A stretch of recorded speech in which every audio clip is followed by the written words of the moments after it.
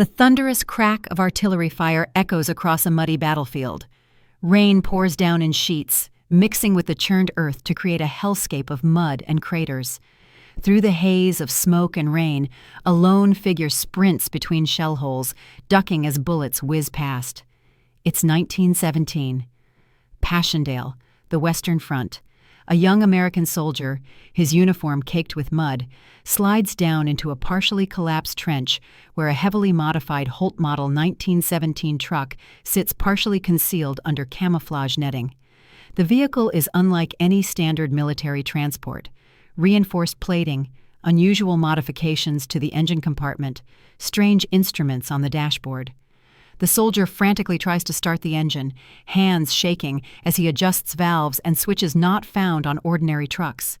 Behind him, another man in a German scientist's coat clutches a leather satchel, eyes wide with fear. "We have to get out of here, Weber! They'll kill us all for this!" And the engine roars to life with an unusual harmonic tone, different from any truck engine of the era. A strange blue glow emanates faintly from beneath the hood. "The Phoenix must fly, William, no matter what happens to us." The scene dissolves into the steady patter of rain on a cemetery in present-day New England. Dorothy Harmon, 38, stands before a freshly placed headstone. Her dark hair is pulled back in a practical ponytail, and her work-worn hands clutch a folded American flag.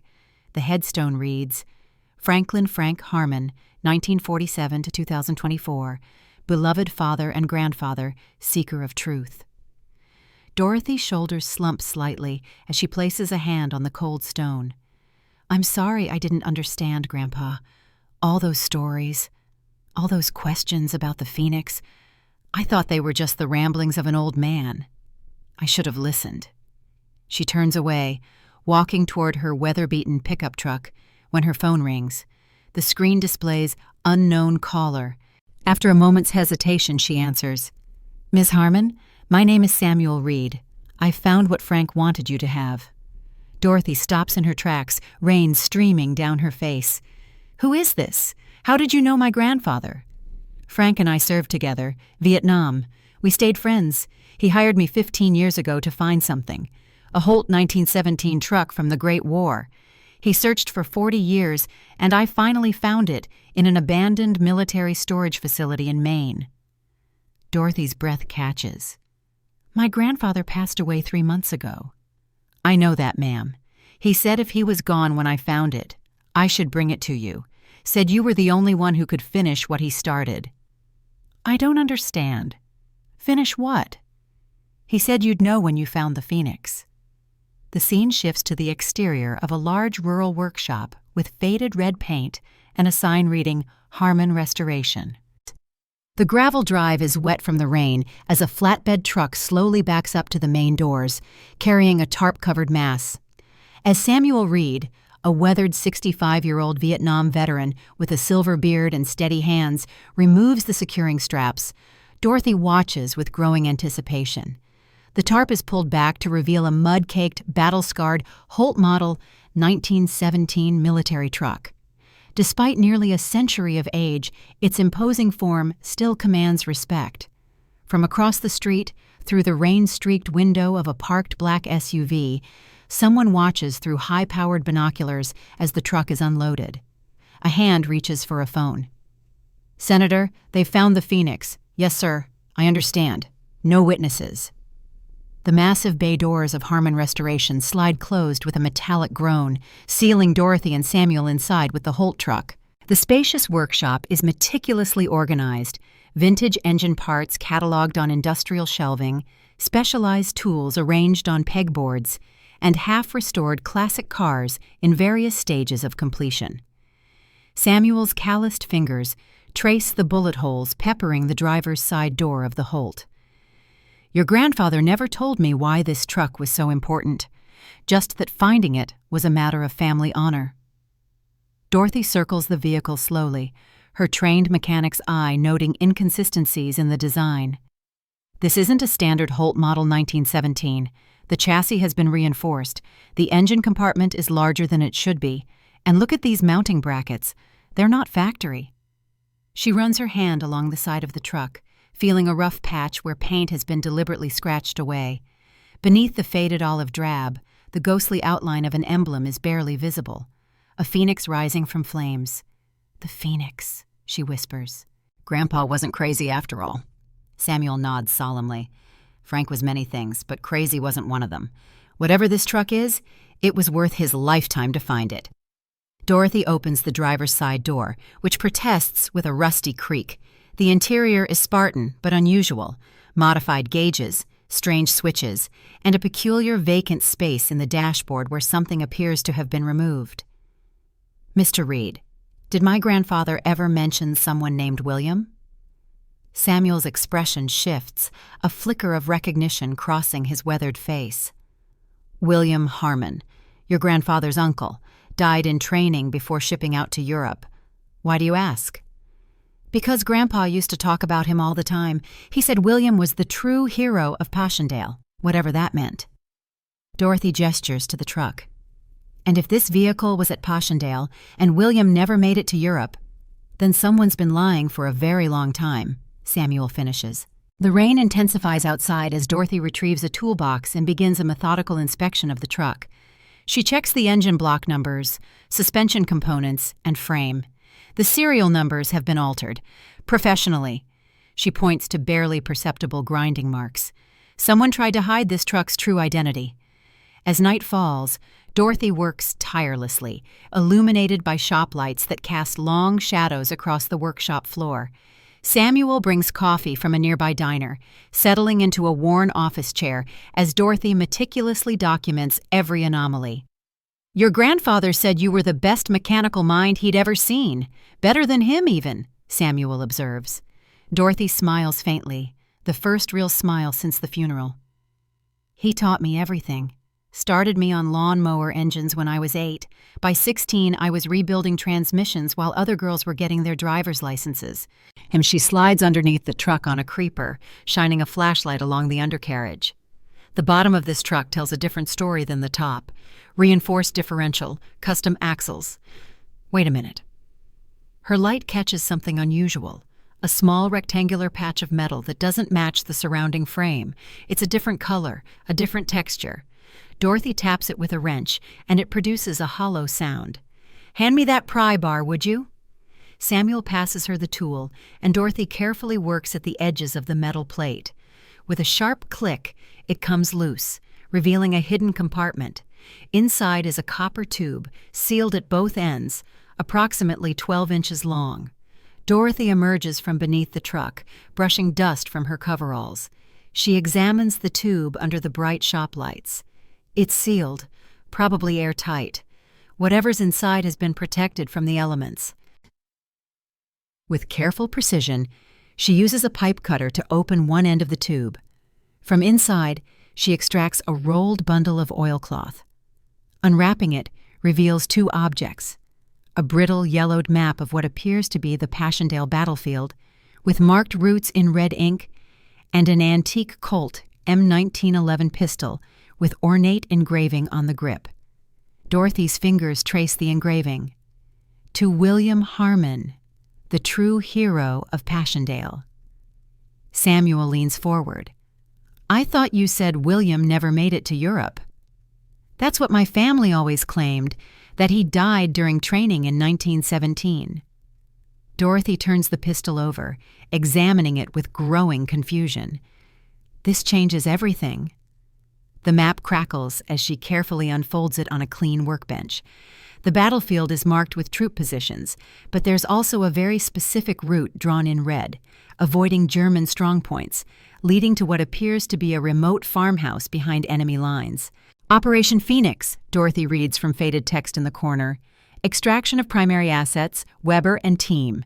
Samuel peers at the map. "That's deep behind German lines. No ordinary supply truck would go there." Dorothy's phone rings, startling them both. The caller ID reads, "Eleanor Blackwood, Ph.D. "Dr. Blackwood? It's Dorothy Harmon." "Dorothy, dear, I just heard about Frank's passing. I'm so sorry. Your grandfather was a remarkable man." "Thank you. Actually, I'm calling because I found something of his that I think you might help me understand. It's related to the Great War, specifically Passchendaele." A heavy silence falls on the line. When Dr. Blackwood speaks again, her tone has changed. "Where did you find it, Dorothy?" "In a Holt Model 1917 truck. There's a map of Passchendaele with something called Operation Phoenix marked on it." Another silence, longer this time. "I'll be there tomorrow morning. Don't show it to anyone else. And Dorothy, be careful." Your grandfather made powerful enemies with his questions. The call ends, leaving Dorothy and Samuel exchanging concerned looks. "I should go," Samuel says, rising stiffly. "Got a long drive back." Dorothy walks him to the door. "Thank you for finding this, for keeping your promise to Grandpa." Samuel pauses at the threshold, rain still falling steadily outside. "Frank saved my life in Vietnam, carried me 3 miles through jungle after I took shrapnel. I owed him everything." He looks back at the truck. Whatever he was searching for, it must be important. Frank wasn't a man who wasted his life on foolish quests. After Samuel leaves, Dorothy secures the workshop, checking locks and setting the security alarm. She places the pistol and map in her office safe, then returns to the truck. Running her hands over the steering wheel, she notices a small indentation. Using a magnifying glass, she discovers a tiny phoenix emblem carved into the wheel's wooden rim. Beneath it, almost invisibly small, are the words, "When my granddaughter finds me, FH 2024. Dorothy stares in disbelief. Grandpa knew I would find this. He knew. The night deepens as Dorothy continues her examination. Using specialized lighting, she discovers traces of unusual wiring running through the frame of the truck. In the engine compartment, she finds mounting brackets for components that don't correspond to any standard Holt Model 1917 equipment.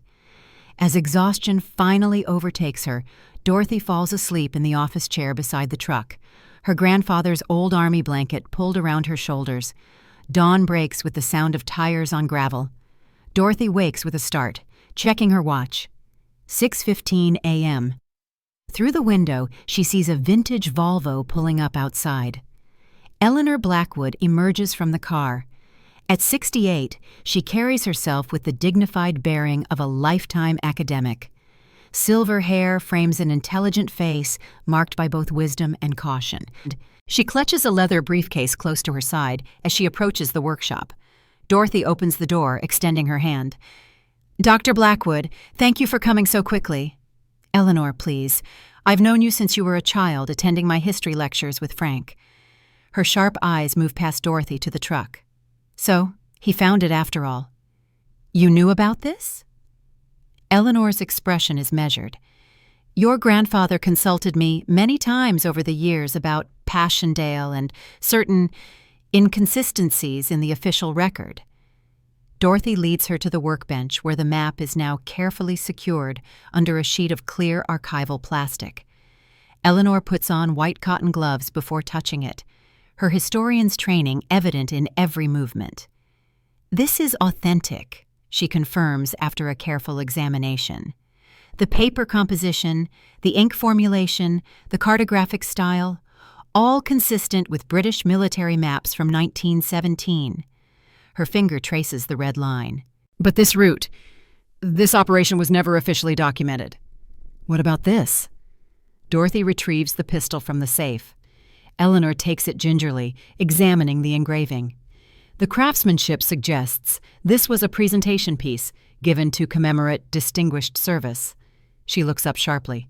"Dorothy, according to every military record, William Harmon died at Camp Dix, New Jersey, on July 2nd, 1917. He never set foot in Europe. Then why does my family have a pistol commemorating him as the hero of Passchendaele, and why was it hidden in a truck that shouldn't exist?" Eleanor carefully returns the pistol to the workbench. "That's what your grandfather spent 40 years trying to discover." She opens her briefcase, removing a folder of yellow documents. "These are copies of what little I could find in the archives. Most records relating to specialized operations at Passchendaele were either destroyed or sealed for 100 years. The documents include personnel rosters, supply requisitions, and fragmentary mission reports. One photograph shows a group of soldiers standing before a Holt truck. The faces are unclear, but on the side of the vehicle, A phoenix emblem is plainly visible. The Phoenix Unit, Eleanor explains. Officially, it didn't exist. Unofficially, it was a specialized extraction team operating behind enemy lines. Their mission was to rescue high-value assets, scientists, intelligence officers, resistance fighters, before they could be captured by German forces. Dorothy points to a name on one of the rosters. William Harmon is listed here as a driver. Yes, and according to these fragments, he was involved in a mission on October 30th, 1917, during the height of the Battle of Passchendaele. Eleanor hesitates. The mission is only referred to by a code name, Operation Phoenix. So William didn't die in training. He was in Belgium, driving this truck on a secret mission. Dorothy's voice carries a mix of wonder and confusion. But why would my family lie about that? Why pretend he never served overseas? Eleanor carefully returns the documents to her briefcase. That's where the records go silent. The last mention of William Harmon is this mission roster. After that, nothing. No death certificate, no burial record, no medal citations. He simply vanished from history. Dorothy turns to the truck, seeing it with new eyes. And my grandfather somehow knew that this vehicle held the key to what really happened. Frank became obsessed with finding the truth after his father, your great-grandfather, passed away in 1984. He found some old letters that suggested William's story wasn't what the family had been told. Eleanor's voice softens. I tried to help him, but most of the records were classified or destroyed. The few people still alive who might have known something refused to talk. Outside, a black SUV drives slowly past the workshop, the driver's face obscured behind tinted windows. Dorothy notices it but says nothing, instead focusing on the map. This extraction route leads to a farmhouse here, about 7 miles behind German lines. Who or what were they retrieving that was worth such risk? Eleanor points to a name on the map, Weber and team. Klaus Weber was a German physicist who secretly contacted Allied intelligence in September 1917. He claimed to have developed a revolutionary energy technology that the German High Command wanted to weaponize. He offered to defect with his research team and critical components if the Allies could extract them. Dorothy's brow furrows. Energy technology? What kind? The details were never specified in any documents I could access, but whatever it was, both sides considered it valuable enough to risk everything. Eleanor glances toward the truck, and somehow this vehicle was central to the operation. With renewed purpose, Dorothy returns to the truck, examining the engine compartment more carefully. The modifications to this engine aren't just about armor or durability. Look at these mounting brackets, these unusual fittings. They're designed to accommodate something that isn't part of any standard Holt engine. She points to circular burns on the firewall behind the engine. And these patterns, they're not from normal combustion or backfiring. It's almost like... Like what? Eleanor prompts. Like some kind of electrical discharge, but on a scale that shouldn't have been possible with 1917 technology. As Dorothy continues her inspection, Eleanor receives a text message. Her expression grows troubled as she reads it. Dorothy, there's something else you should know. Frank wasn't just researching William's story out of family curiosity. He believed William had been falsely accused of treason. Dorothy straightens, shock evident on her face. Treason? That's absurd. Why would anyone think that? According to what Frank discovered, William was suspected of collaborating with the German scientist he was sent to extract. The official narrative, which was never made public, suggested that he attempted to flee with Weber and critical technology against orders. And you're just telling me this now? Eleanor's shoulders slump slightly. I promised Frank I wouldn't burden you with this unless you found the truck yourself. He believed the vehicle contained proof of William's innocence, evidence that would clear the family name. Dorothy processes this revelation, her mechanic's mind turning to the practical. If there's evidence here, I'll find it. She resumes her methodical examination of the truck, checking each component, each modification. Under the floorboards of the passenger compartment, she discovers another hidden space. this one containing a small metal box, secured with a simple but effective locking mechanism. "I need to get this open, but I don't want to damage it," Dorothy mutters, examining the lock. It's an unusual design, not matching any standard key pattern of the era. Eleanor watches with growing concern. "Dorothy, you need to understand something. If this truck contains what Frank believed it did, there are still people who wouldn't want that information revealed." "What people? This was over 100 years ago." "Some secrets transcend time, especially when they involve technology that could change the balance of power." Eleanor gestures to the truck. "Why do you think this vehicle was hidden away in a forgotten storage facility? Why do you think records were destroyed?" As if in answer to her question, Dorothy's phone rings. The screen shows unknown caller. "Ms. Harmon, this is Senator Richard Caldwell. I understand you've recently acquired a piece of military history that may be of significant interest to national security." Dorothy's eyes widen as she puts the call on speaker. "How did you get this number? How do you know about the truck?" "Ms. Harmon, I chair the Senate Committee on Historical Military Assets. Your grandfather's inquiries have been on our radar for some time. I'd like to arrange for a team to examine the vehicle you've acquired." Eleanor shakes her head vigorously, mouthing no. "I appreciate your interest, Senator, but this is private property with family significance. I'm not ready to share it with anyone at this point." The senator's tone chills noticeably. "Ms. Harmon, I don't think you understand the significance of what you possess. That vehicle and its contents are technically the property of the United States government. I'm trying to handle this discreetly, but I could simply send federal agents with a seizure order." Dorothy's jaw tightens. "My grandfather spent 40 years looking for this truck. If you've been aware of its existence all this time, why didn't you find it yourselves?" A pause. "Your grandfather was a persistent man. We hoped his search would lead nowhere. Now that it has borne fruit, we need to contain any potential misunderstandings about historical events." "Misunderstandings? Like why my great-uncle's military record was falsified? Like why he was accused of treason?" Another, longer pause.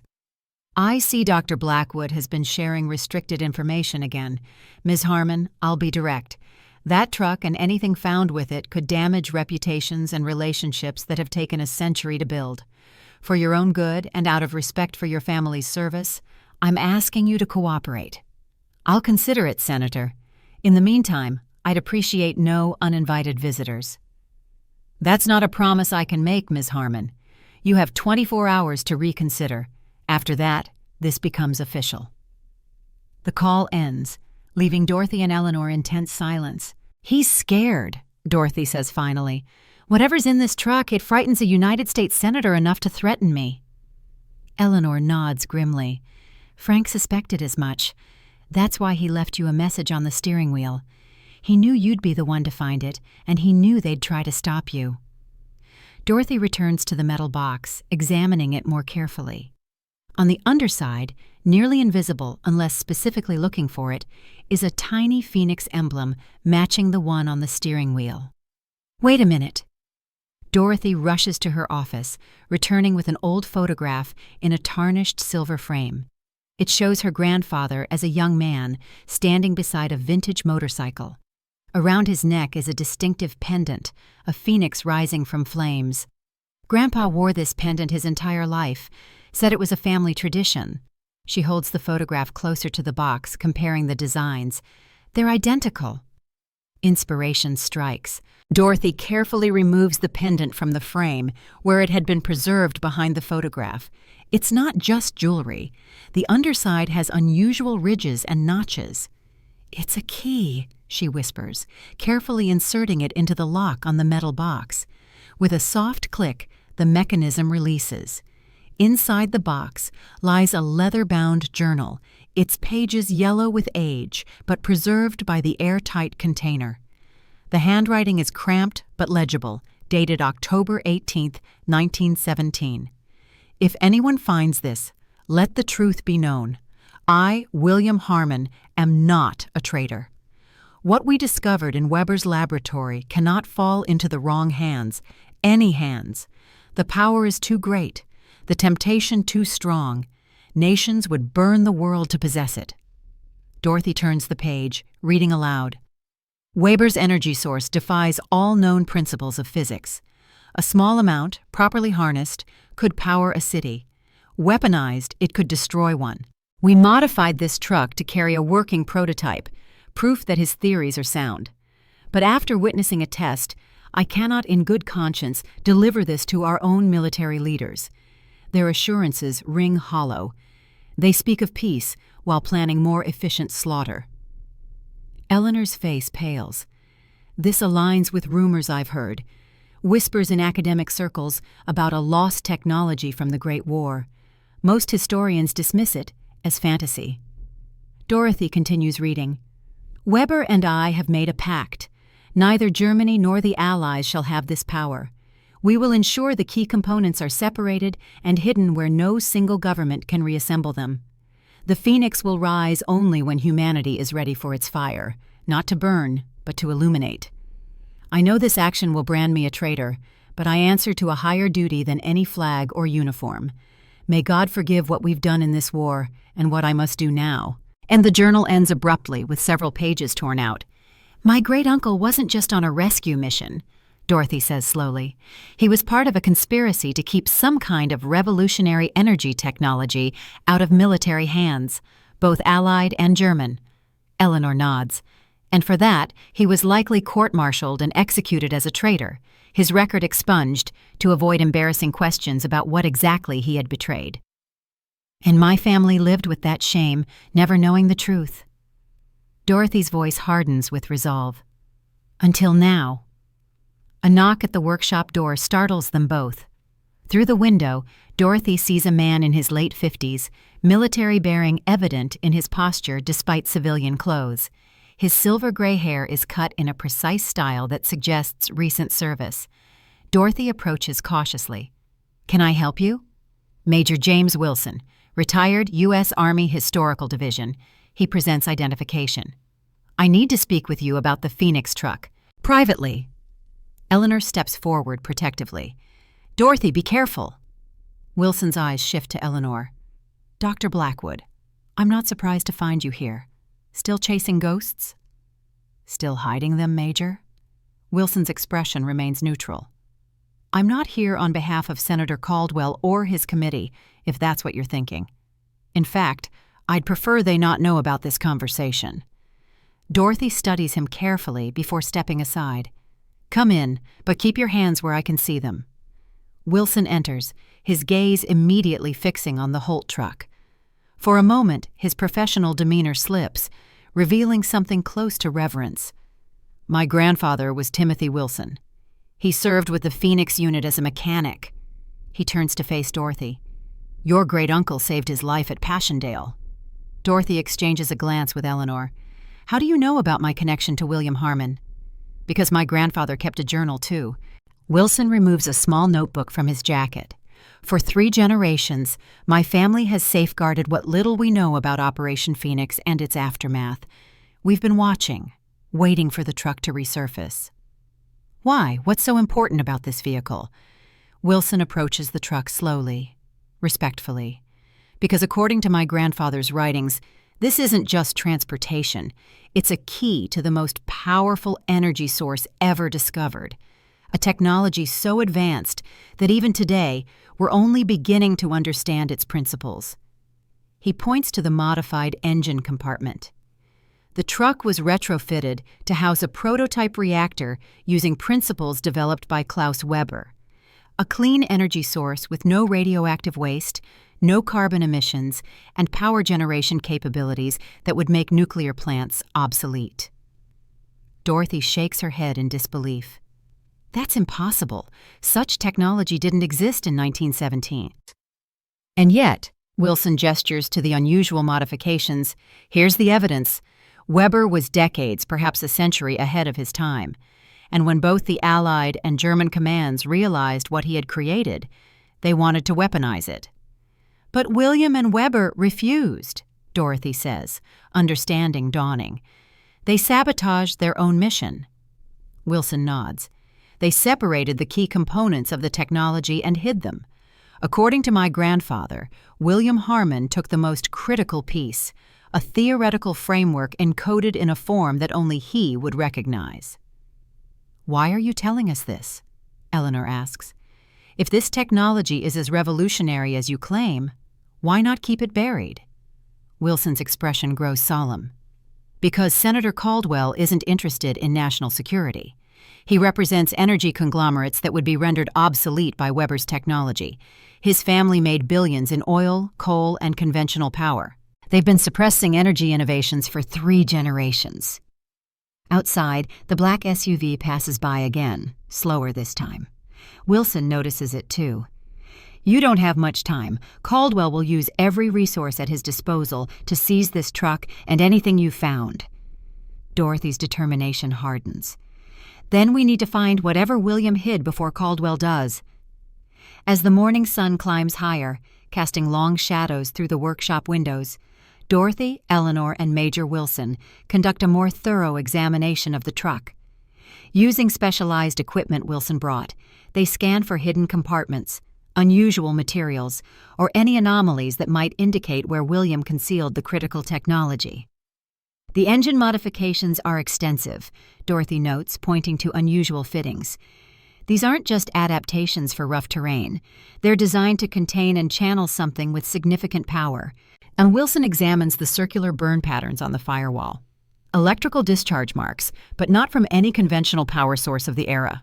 My grandfather described seeing the truck operating with a blue glow emanating from the engine compartment. Eleanor reviews William's journal again. He mentions that Weber's technology defies all known principles of physics. What exactly does that mean in practical terms? Wilson considers the question. Based on my grandfather's descriptions and what little we've pieced together, Weber discovered a way to harness energy from what we'd now call zero-point field interactions, essentially tapping into the quantum vacuum itself. Dorothy looks skeptical. "That sounds like science fiction." "So did nuclear energy in 1917, Wilson counters. Weber was simply so far ahead of his time that his contemporaries couldn't comprehend what he'd discovered. Those who did understand enough to recognize its potential either wanted to weaponize it or bury it. As they continue their examination, Dorothy's phone buzzes with a text message from Samuel Reed. "Being followed since leaving your place. Black SUV, government plates. Watch your back." She shows the message to the others. "We need to move faster." Wilson nods grimly. "Caldwell won't wait 24 hours. He can't risk what we might discover." Dorothy returns to the truck's cab, studying the dashboard more intently. The vacant space here. Something was removed. Something important. She runs her fingers along the edges of the opening, feeling for any hidden catches or mechanisms. At the bottom of the space, her fingertips detect a small irregularity in the metal. Pressing it causes a soft click, and a hidden compartment beneath the dashboard springs open. Inside lies a small leather pouch, its contents forming an odd, angular shape. Dorothy carefully removes it, untying the leather thongs that keep it closed. From within, she extracts a strange device, a brass and copper apparatus with geometric patterns etched into its surface, approximately the size of a pocket watch. "What is it?"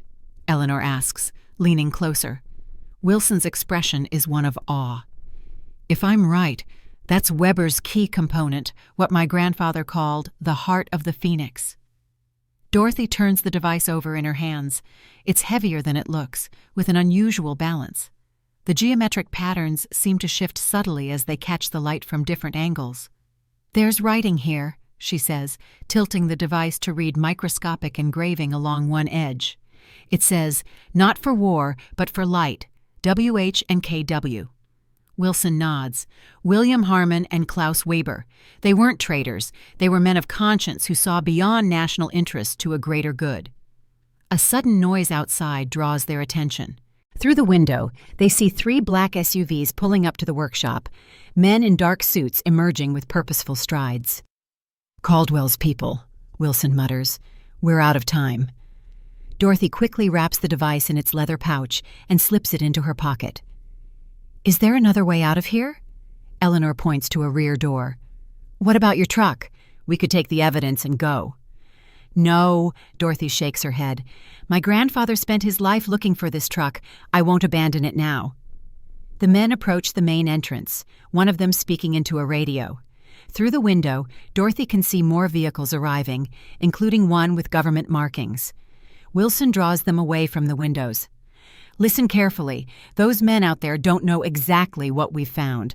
Caldwell suspects, but he doesn't know for certain. We need to separate. I'm not going anywhere, Dorothy insists. You have to, Wilson urges. You've got Weber's device. It's the key to everything. Eleanor and I will delay them, create a diversion. You need to get that somewhere safe. Eleanor nods in agreement. He's right, Dorothy. This is bigger than any of us. If that device is what we think it is, it could change the world, but only if it doesn't fall into Caldwell's hands. A loud knock echoes through the workshop. Ms. Harmon, this is Agent Taylor, Department of Defense. We have orders to secure this facility and its contents. Please open the door. Dorothy hesitates, torn between staying to protect her grandfather's discovery and safeguarding the device she's found. Wilson places a hand on her shoulder. Your great-uncle made a choice at Passchendaele. He chose the future over the present, conscience over orders. Now it's your turn. With reluctance but firm resolve, Dorothy nods. She quickly gathers William's journal and the map, stuffing them into a backpack along with the device. The back exit leads to a service road, she tells them. My pickup is behind the building. Keys are in my desk drawer if you need them. Eleanor hugs her briefly. Be careful. And Dorothy? Your grandfather would be proud. As Wilson and Eleanor move toward the front of the workshop to stall the agents, Dorothy slips through the rear door into the bright morning sun. Behind her, she hears Wilson's authoritative voice addressing the agents, buying her precious time. She moves quickly but carefully along the tree line that borders her property, staying out of sight of the main building. In her pocket, Weber's device seems to pulse with a strange warmth, as if awakening after a century of dormancy. Dorothy pauses at the edge of the woods, looking back at the workshop where her grandfather's legacy and her family's honor hang in the balance. The phoenix has risen again, and with it, a truth that has waited 100 years to be told. With determination in her stride, she turns and disappears into the forest, carrying the future her great-uncle and a German scientist once thought too powerful for their own time. Behind her, the agents breach the workshop doors, unaware that the most critical piece of the puzzle is already beyond their reach. The dense New England forest provides Dorothy with temporary cover as she moves swiftly through the underbrush, Weber's device secure in her backpack. Behind her, the sounds of authoritative voices and vehicle engines fade gradually. The morning sun filters through the canopy, casting dappled light on the forest floor as she navigates between ancient oak and maple trees. After a mile of careful hiking, Dorothy reaches a small clearing where an old hunter's cabin stands, weathered but solid. This had been her grandfather's retreat, a place where he often came to think, to remember, to plan. She retrieves a key from beneath a moss-covered rock and enters the cabin. The interior is Spartan but functional. A wooden table, 2 chairs, a small wood stove, and a narrow cot. On the walls hang maps of Europe, focusing on Belgium and the western front of the Great War. Red pins mark various locations around Passchendaele. This was Frank Harmon's war room, his base of operations for a quest that consumed 4 decades of his life. Dorothy places her backpack on the table and carefully removes Weber's device. In the quiet of the cabin, away from the immediate threat, she can examine it more closely. The geometric patterns etched into its surface seem to shift and change depending on the angle of light, an optical illusion or something more. She turns it in her hands, feeling its unusual weight and balance. Not just brass and copper as she first thought, but something else, a metal she can't immediately identify. Near the edge, almost too small to read, more text is engraved. The key is in the light. Dorothy's phone buzzes, a text from Wilson. DOD agent secured workshop. Eleanor and I playing along. Claimed no knowledge of any device. They're inventorying everything. How's our package? She texts back. Safe for now, at Grandpa's cabin. Device has strange properties. Inscription mentions light. A moment later, Wilson responds. Don't attempt to activate it. Wait for darkness. We'll try to join you tonight. Trust no one. The hours pass slowly as Dorothy studies William's journal in more detail. The cramped handwriting reveals a man of principle caught in an impossible situation, loyal to his country, but unwilling to deliver a weapon of unimaginable power into hands he didn't trust. William's descriptions of Weber are respectful, almost reverent, a brilliant mind who had created something revolutionary and then recoiled at its potential for destruction. As evening approaches, Dorothy hears the distant sound of vehicles on the forest road. Through the cabin's grimy window, she sees two black SUVs moving slowly along the dirt track, stopping occasionally as men with flashlights check the surrounding woods. She gathers the journal and device, slipping out the back door of the cabin and into the deepening shadows of the forest. The search is methodical, professional. These aren't local police or even standard federal agents. Their movements suggest military training, possibly special operations. Dorothy navigates through the darkening forest, using the skills her grandfather taught her during countless hunting trips. Step lightly, move with purpose, use natural cover. The search teams have dogs. She can hear them barking in the distance. She wades through a shallow stream to mask her scent, continuing deeper into the wilderness as night falls completely. Hours later, exhausted and cold, Dorothy finds shelter in a hollow beneath a fallen oak tree. The forest is quiet now, the search teams having moved to a different sector. She checks her phone. No signal. She's truly alone with her great-uncle's legacy. In the darkness, Weber's device seems different.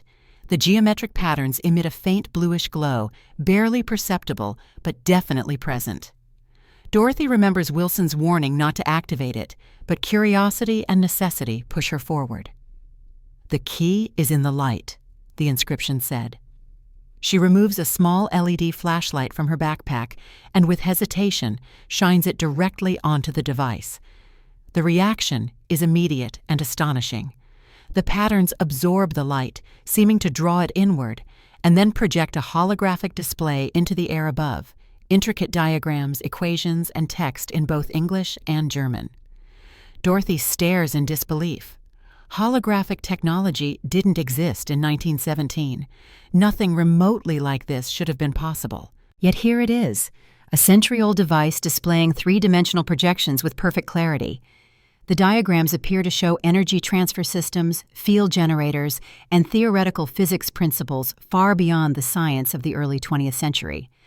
Dorothy's engineering background allows her to recognize the basic concepts, but much of it exceeds her understanding.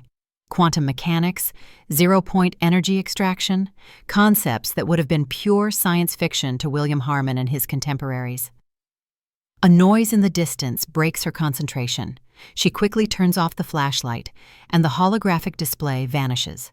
Footsteps approach, someone moving with purpose, but attempting to remain quiet. Dorothy presses herself deeper into the hollow, controlling her breathing as the footsteps draw nearer. A beam of light sweeps across the forest floor, just missing her hiding place. "Dorothy? It's Wilson. Are you out here?" She remains silent, remembering his text. "Trust no one." "Dorothy, I know you're nearby. The device you're carrying is transmitting a faint energy signature. Our instruments can detect it when it's active."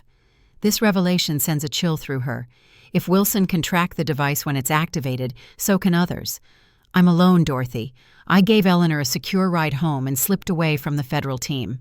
Senator Caldwell has arrived personally at your workshop. He's furious that the device is missing."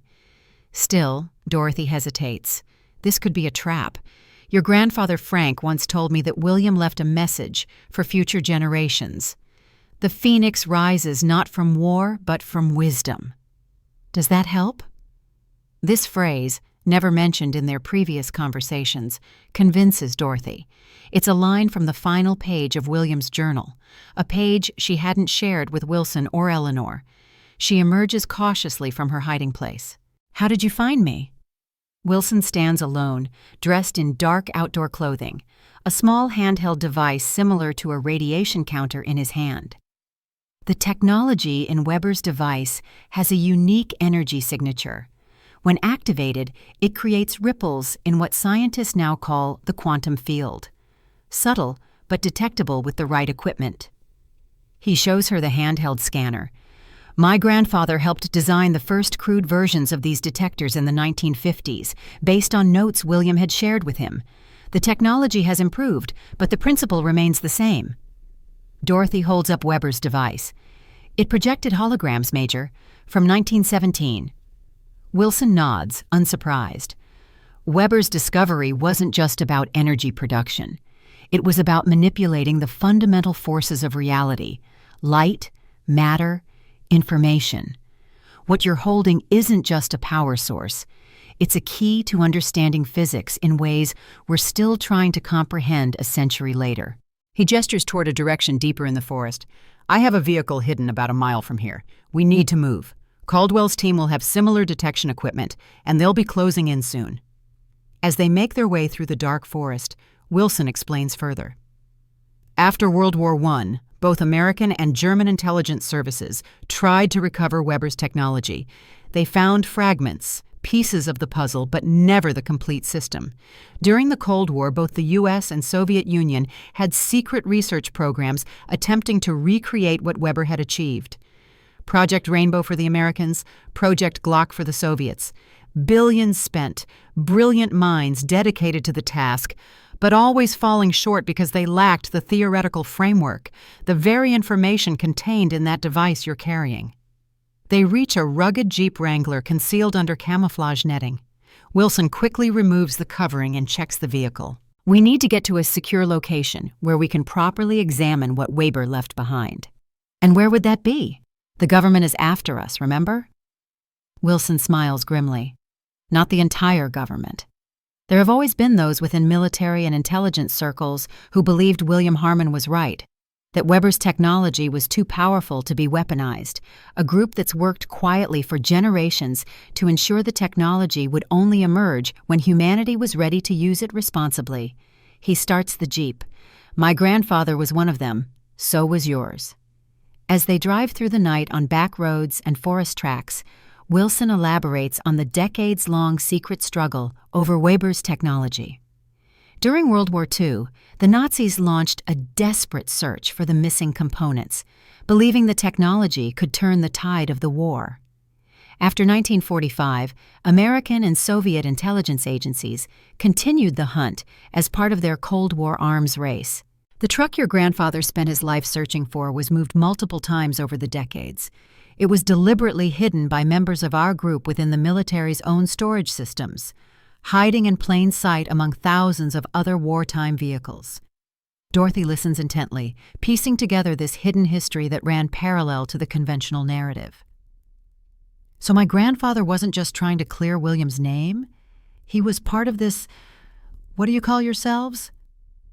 We don't have a formal name. Guardians is what Frank called us.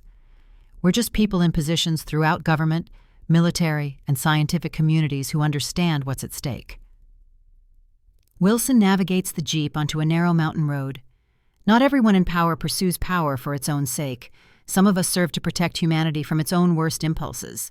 And dawn breaks as they approach a remote facility nestled in the mountains, a repurposed Cold War-era communications bunker, its concrete exterior weathered but formidable.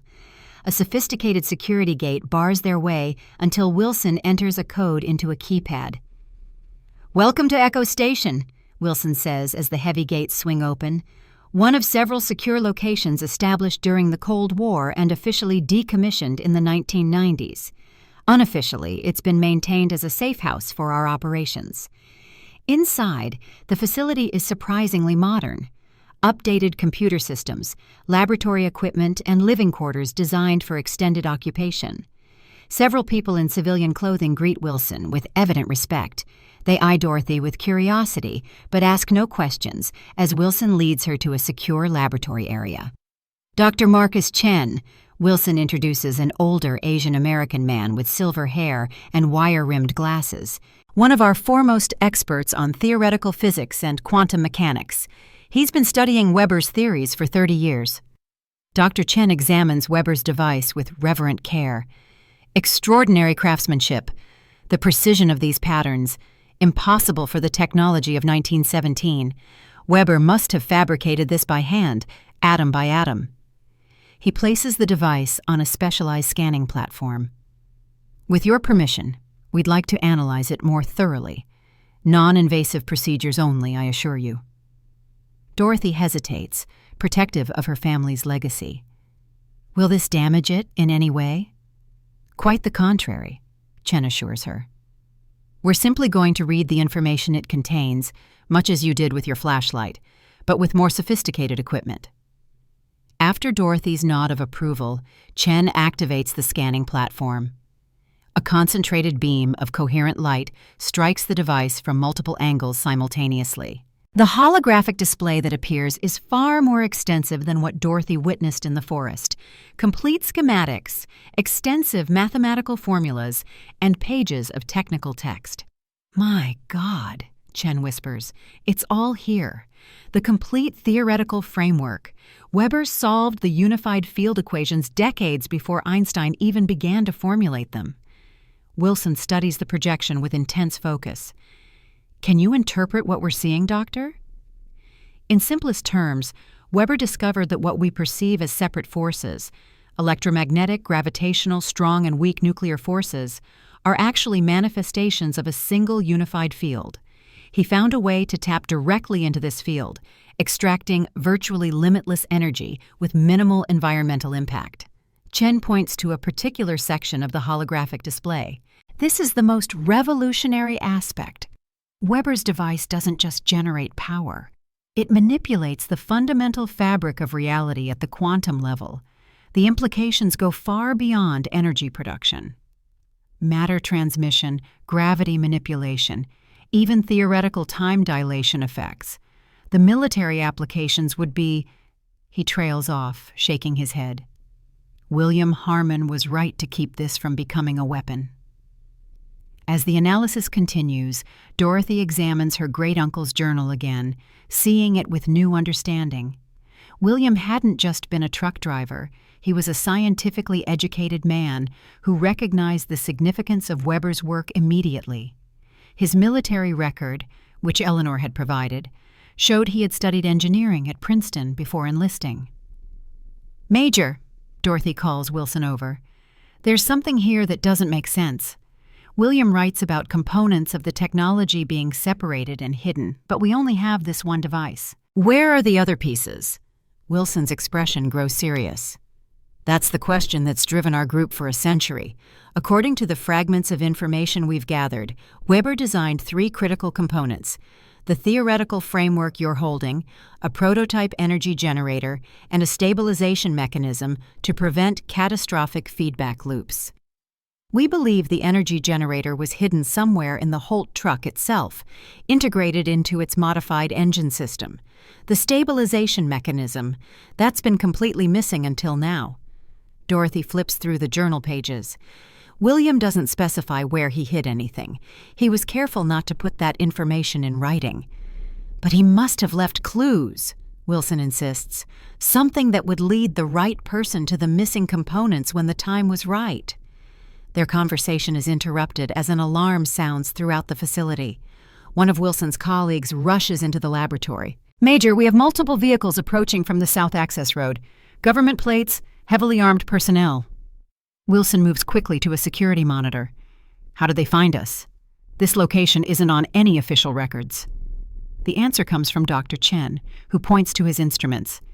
The scanning platform amplified the device's energy signature by an order of magnitude. If Caldwell's team has detection equipment... "They do," Wilson confirms grimly. "And better than ours, apparently." He turns to Dorothy. "We need to move you and the device immediately. There's an emergency exit tunnel that leads to a concealed garage. Take my personal vehicle. It's fueled and ready." "I'm not leaving without answers," Dorothy insists. "Why is Caldwell so determined to suppress this technology? It's been a century. Surely the military applications aren't still relevant." Wilson hesitates, then makes a decision. It's not just military applications he's worried about. Weber's technology represents a fundamental threat to the existing power structure, political and economic. Imagine energy so clean, so abundant, and eventually so inexpensive that it would render oil, coal, natural gas, and even conventional nuclear power obsolete overnight. The Caldwell family fortune was built on fossil fuels, and they've diversified into conventional energy production across the board. Richard Caldwell represents the fourth generation of a dynasty that has shaped American energy policy for a century. He checks the security monitors again. But that's not all. The technology has diplomatic implications as well. If it became known that America suppressed a clean energy revolution for 100 years, while nations fought wars over oil and populations suffered from energy poverty and pollution, it would destroy American credibility on the world stage, Dorothy finishes, and create massive liability issues for the corporations involved. Exactly. Trillions of dollars and America's geopolitical standing. That's what Caldwell is protecting. Wilson leads her toward the emergency exit. Dr. Chen will copy as much data as possible before securing the facility. You need to get that device to safety.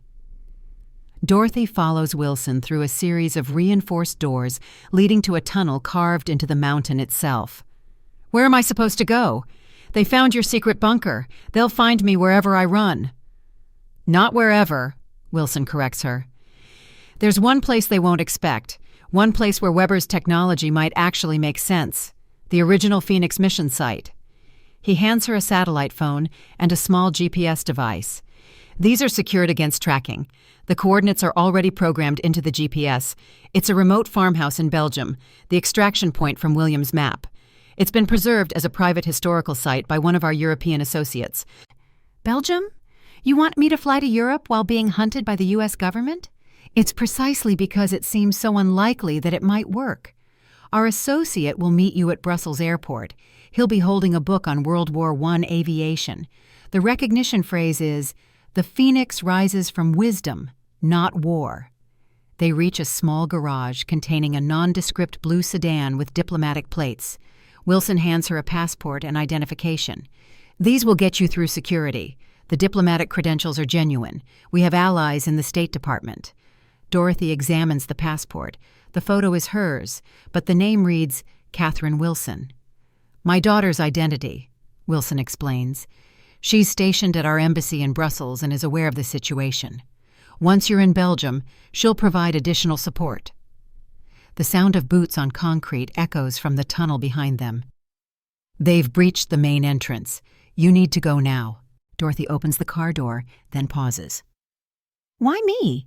Why trust a mechanic from New Hampshire with something this important? Wilson's expression softens momentarily. Because Frank Harmon trusted you. He spent his life preparing for this moment, and he chose you as his successor. That's good enough for me. Dorothy starts the engine. What about you? They'll know you helped me. I'll deal with that. Just get to Belgium. Find the missing components. Finish what William and Weber started. As Dorothy drives away through a concealed exit in the mountainside, Wilson returns to face the approaching forces. Through her rearview mirror, she sees him standing tall in the tunnel entrance, hands raised in apparent surrender. The mountain roads are treacherous, requiring Dorothy's full attention as she navigates hairpin turns and steep descents. The diplomatic plates provide some protection, but she knows it's only a matter of time before roadblocks are established. She activates the satellite phone, calling the one person who might provide additional context, Eleanor Blackwood. Eleanor? It's Dorothy. I need your help. Dorothy. Thank God. Where are you? The DOD agents questioned me for hours. I can't say where I am, but I need information about the original Phoenix mission, specifically the extraction site in Belgium. You mentioned there was a farmhouse? Eleanor's voice drops to a near whisper.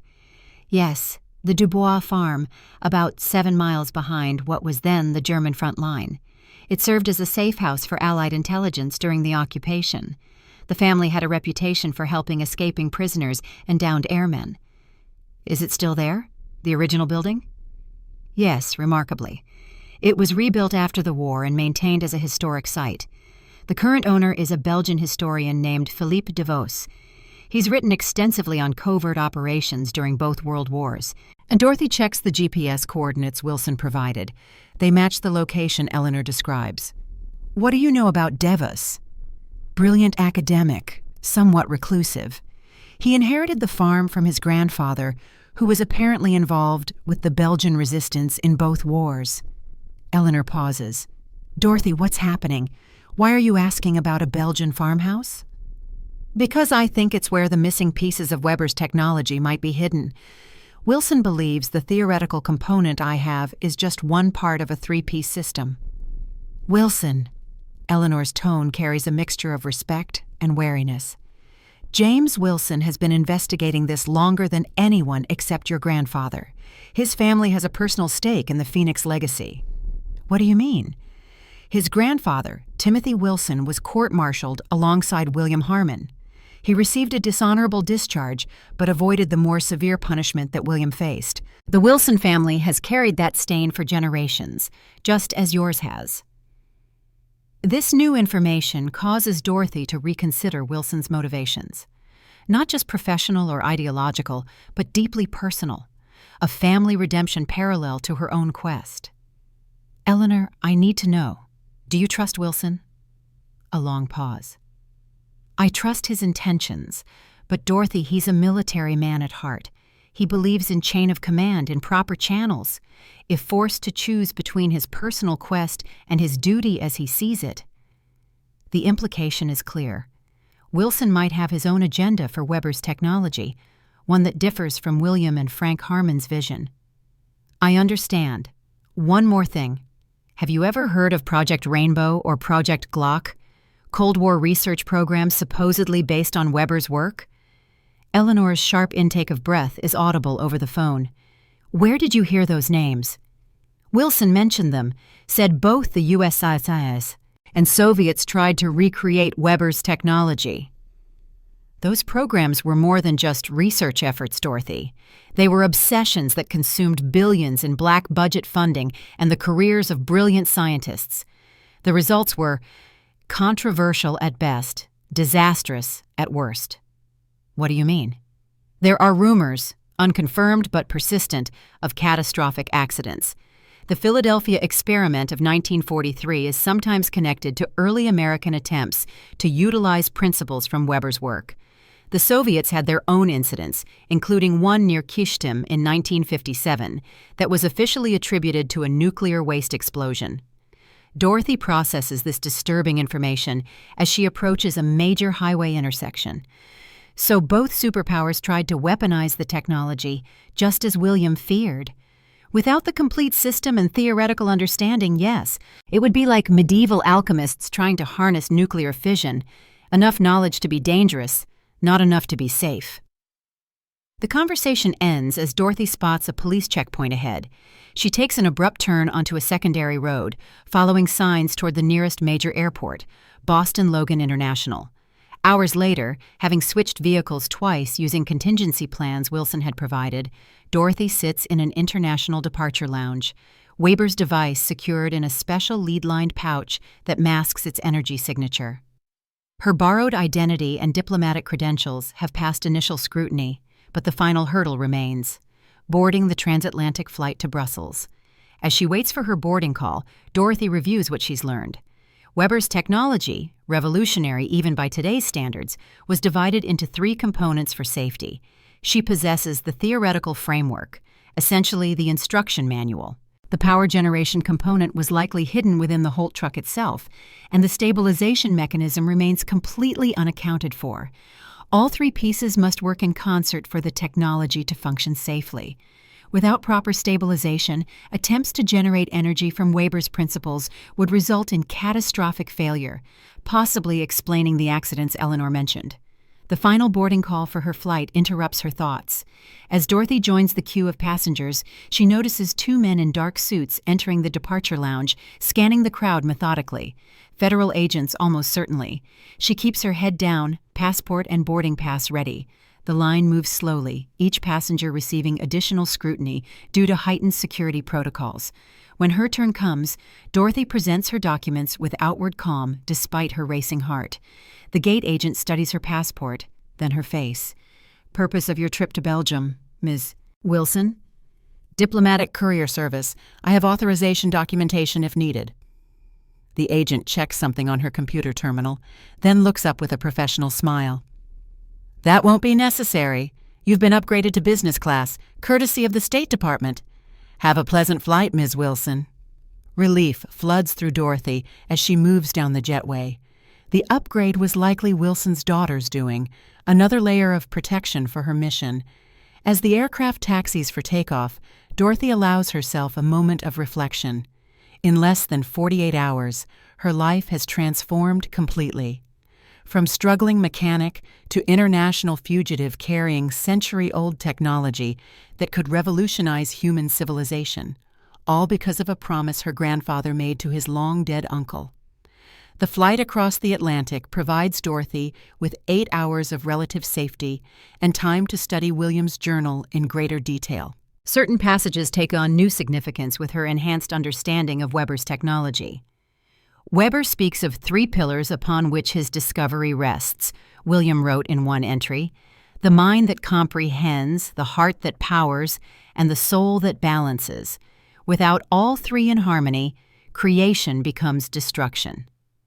A metaphorical description of the 3-component system, the theoretical framework, mind, the power generator, heart, and the stabilization mechanism, soul. Another passage catches her attention. Weber says the stabilizer must be kept separate from the generator at all costs. In proximity without proper activation, they create a deadly resonance. He carries it always on his person, disguised as a common object no soldier would question. This suggests the stabilization component might have been something portable, something Weber himself transported during the extraction mission. But what happened to it after the mission? Was it still with him when he died? Did William take possession of it? The journal doesn't provide clear answers, but it does offer tantalizing hints about the farmhouse. The Dubois family has agreed to safeguard certain materials indefinitely. Their home has hidden spaces dating back to the Spanish occupation centuries ago. What better place to conceal the future than in the depths of history? As the flight begins its descent into Brussels National Airport, Dorothy prepares for the next phase of her journey. Customs proceeds smoothly with her diplomatic credentials, and she emerges into the arrival hall, scanning the crowd for her contact. A distinguished-looking man in his 60s stands near the exit, holding a book titled Eagles Over Flanders, Aviation in the Great War. His silver hair and neatly trimmed beard give him an academic appearance, while his posture suggests military background. Dorothy approaches cautiously. "That looks like an interesting book." The man studies her face before responding with a slight Belgian accent. "The phoenix rises from wisdom, not war. And wisdom comes from understanding our past." Dorothy completes the recognition phrase Wilson provided. "Philippe de Vos," the man introduces himself quietly. "Welcome to Belgium, Ms. Harmon. Or should I say, Ms. Wilson." Dorothy is fine. "Then Dorothy it shall be. My car is outside. We should not linger here." As they drive through the Belgian countryside, Davis explains his connection to the Phoenix legacy. "My grandfather, Henri Dubois, was with the Belgian resistance during the German occupation. His farm served as a safe house for Allied personnel and escaped prisoners. In October 1917, he received an unusual request through the underground network to prepare for the arrival of a German scientist and his team. This was extraordinary, as the farm typically sheltered Allied personnel, not Germans. William Harmon was the American driver assigned to extract Weber and his team? Davos nods. According to my grandfather's journals, yes. The mission was scheduled for October 30th, 1917, during the height of the Third Battle of Ypres, Passchendaele. The chaos of the battlefield would provide cover for the extraction. But something went wrong, Dorothy prompts. Very wrong. Weber and 2 assistants arrived at the farm as planned, having crossed the German lines under the pretense of inspecting forward research stations. But the truck that was supposed to transport them back to Allied territory never arrived on schedule. Dorothy leans forward. William's truck broke down? Not exactly. According to my grandfather, the truck did eventually arrive, nearly 12 hours late. It was heavily damaged, bullet holes, shell impacts. The driver was severely wounded, and Weber's primary assistant was dead. The driver? Was it William Harmon? Davos gives her a sideways glance. My grandfather's journal does not name the driver specifically. It only says he was an American soldier who died of his wounds shortly after reaching the farm. This contradicts what Dorothy knows. William didn't die at the farm. He was court-martialed and executed for treason. Unless... What happened to Weber and his remaining assistant? They were eventually evacuated through a different route with the help of the Belgian underground. Weber made it to Allied territory, but what happened to him after that is unclear. He seems to have disappeared from official records. And the truck? What happened to the Holt? It remained at the farm, concealed in a hidden barn built over a medieval root cellar. My grandfather was instructed to maintain it in place until someone came with the proper authority to claim it. But no one ever came, Dorothy guesses. Not for many decades. Then, in the 1980s, an American named Frank Harmon appeared, asking questions about the Phoenix mission and the truck. My grandfather, Dorothy confirms. Indeed, he visited several times over the years, conducting what appeared to be a methodical search. He and my father developed a friendship based on their shared interest in this historical mystery. The rolling Belgian landscape gives way to more densely forested terrain as they approach the Ardennes region. Davos turns onto progressively smaller roads until they're traveling on little more than a farm track. We're nearly there. The farm has been in my family for over 200 years. It survived both world wars, though not without damage. The original structures from 1917 have been restored as faithfully as possible.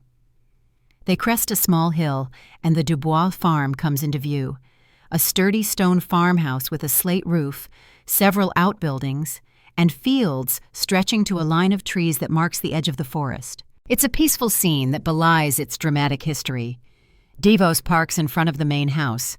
My grandfather converted the farm into a private museum of sorts, preserving the history of the resistance and the covert operations conducted here. The underground spaces are particularly well preserved. Inside, the farmhouse is a blend of comfortable living quarters and meticulously maintained historical exhibits. Photographs line the walls: Belgian resistance fighters, Allied airmen who found shelter here, and local families who risked everything to oppose occupation. You said the truck was hidden in a barn built over a medieval cellar, Dorothy prompts. Is that structure still standing? It is, though the truck itself was removed in the late 1980s, requisitioned by the American government through official channels. My father could not refuse without creating an international incident. That's how it ended up in that storage facility where Samuel Reed found it, Dorothy realizes. The government took possession, but then deliberately lost it in their own bureaucracy.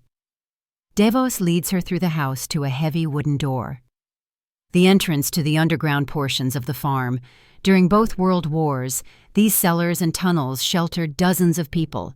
They also served as storage for weapons, communications equipment, and other resistance materials. They descend stone steps into a cool, dry cellar complex much larger than the farmhouse above would suggest. Electric lighting illuminates spaces that were once navigated by candlelight. The main chamber, with its vaulted ceiling, opens into several smaller rooms and passageways. The truck was kept here. Davos indicates a large open area with an earthen floor. Notice the unusual modifications to the ceiling. Dorothy looks up to see metal plates embedded in the stone vaulting, mounting points for equipment perhaps, or reinforcement for heavy loads. My grandfather's journal mentions that Weber spent several days working on the truck before he was evacuated. He apparently removed certain components and concealed them elsewhere on the property. This aligns with what Dorothy has learned. Did your grandfather's journal specify where these components might have been hidden?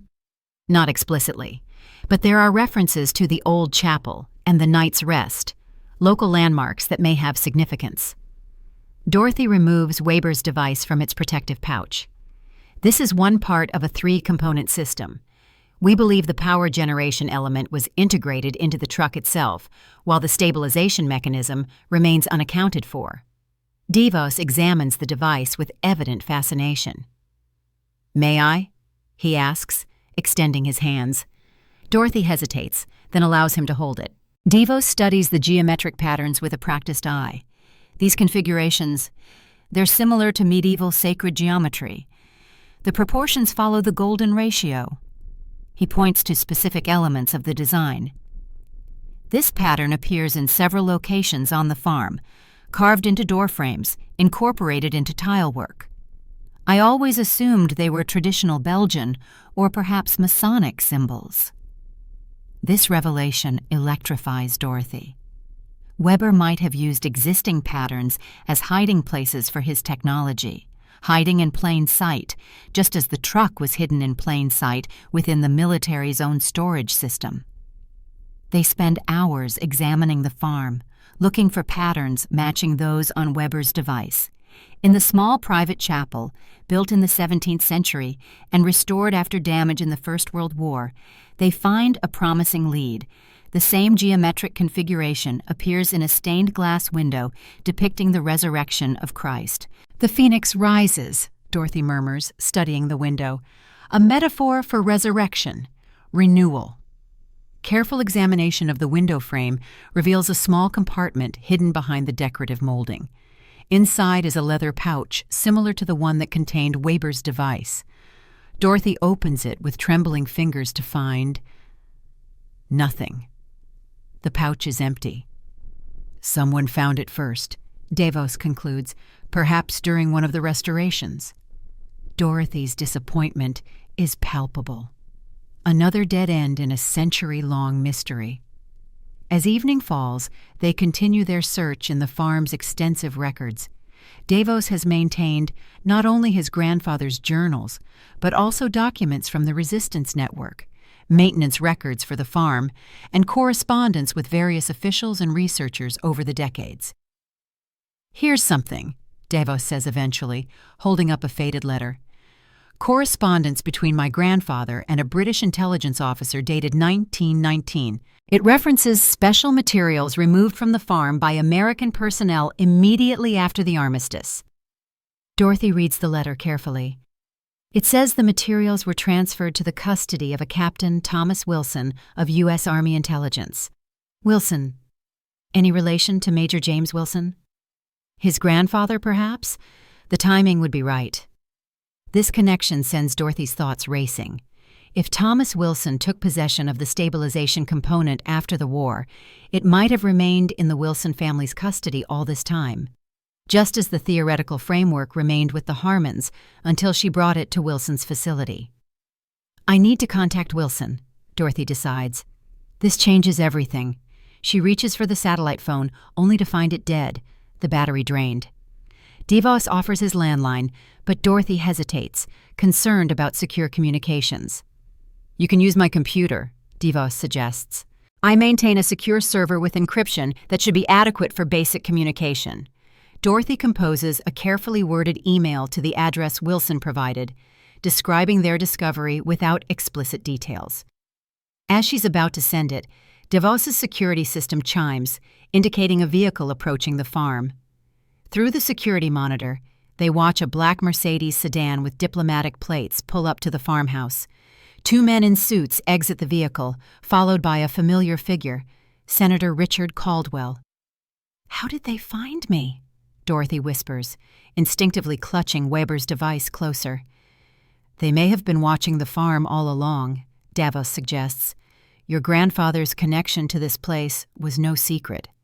He moves quickly to a bookshelf, activating a hidden mechanism that causes the entire unit to swing outward, revealing a narrow passage. The Priest's Way, a hidden route used during the religious persecutions of the 16th century. It leads to a concealed exit near the old chapel. "I can't just run again," Dorothy protests. "We need answers, and Caldwell might have them." "Or he might simply take Weber's device and ensure both of us are never heard from again," Devos counters. "The Belgian authorities would ask few questions if an American senator claimed a national security issue." Dorothy recognizes the wisdom in his words. "Lead the way, but I want to hear what they say first." Devos activates an intercom system connected to the front entrance. Through it, they can hear Caldwell addressing the empty house. Mr. DeVos? My name is Senator Richard Caldwell, United States Senate. I know Ms. Harmon is here, and I know what she's carrying. This has gone far enough. One of the suited men speaks into a handheld device. Confirmed energy signature, sir. The device is on the premises. Ms. Harmon, Caldwell continues, his tone reasonable yet commanding. You've been manipulated by people with an incomplete understanding of what you've found. Major Wilson has already been taken into custody. His facility has been secured. There's nowhere left to run. Dorothy and DeVos exchange alarmed glances. Wilson captured? The Echo station compromised? What you're carrying is indeed historical, Caldwell's voice continues through the intercom, but it's also dangerous beyond your comprehension. It belongs in secure government hands, not just for national security, but for your own safety. DeVos motions Dorothy toward the secret passage, but she holds up a hand, listening intently. I know William Harmon's story, Caldwell says unexpectedly. He was a patriot who made a difficult choice based on the information he had at the time. But he couldn't have understood the full implications of Weber's work, implications that only became clear decades later. This surprising acknowledgement of William catches Dorothy's attention. Caldwell knows more than she expected. During the Cold War, both American and Soviet scientists attempted to reconstruct Weber's technology based on fragmentary information. The results were catastrophic. The 1943 Philadelphia incident, Kishtim in 1957, the Montauk anomalies in the 1980s. Without the complete system and proper understanding, Weber's principles create unpredictable quantum effects, temporal distortions, matter instability.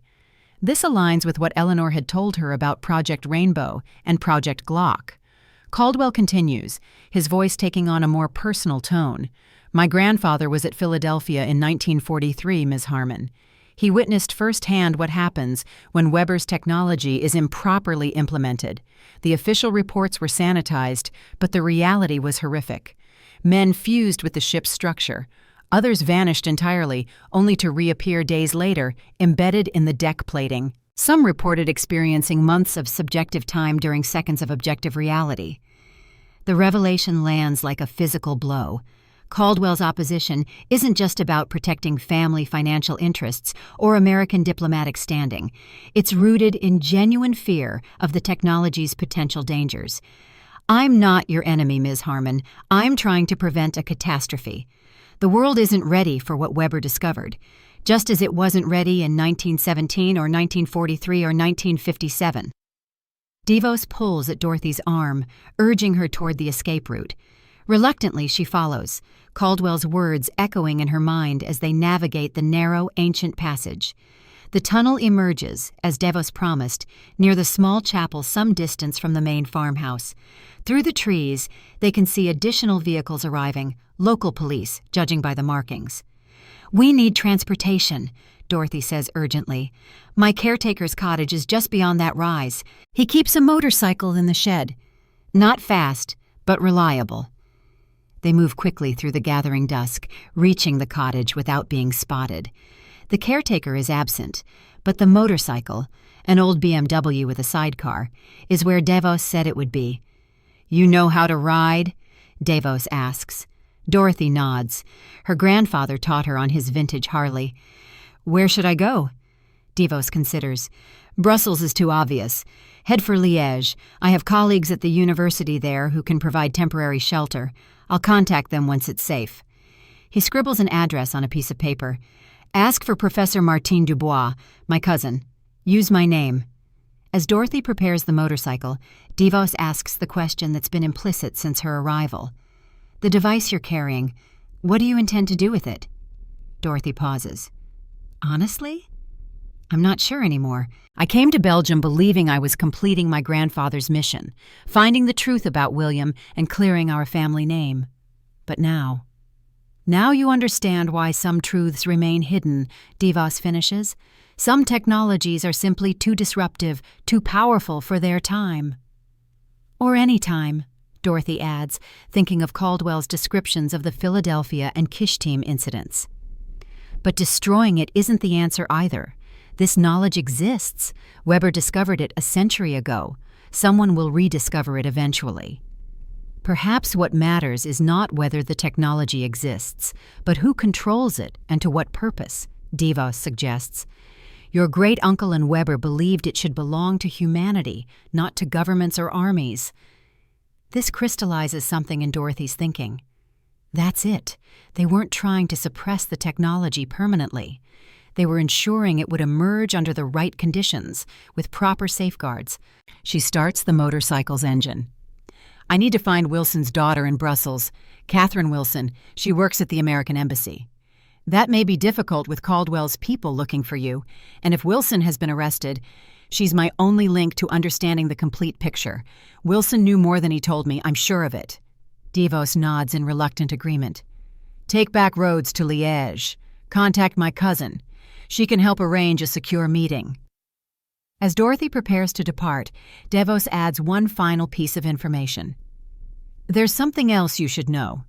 Among my grandfather's effects was a sealed letter, to be opened only in the event that someone came seeking information about Weber's technology.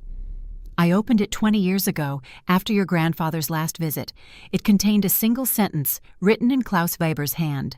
The third key lies with the faithful friend who carries the burden of history.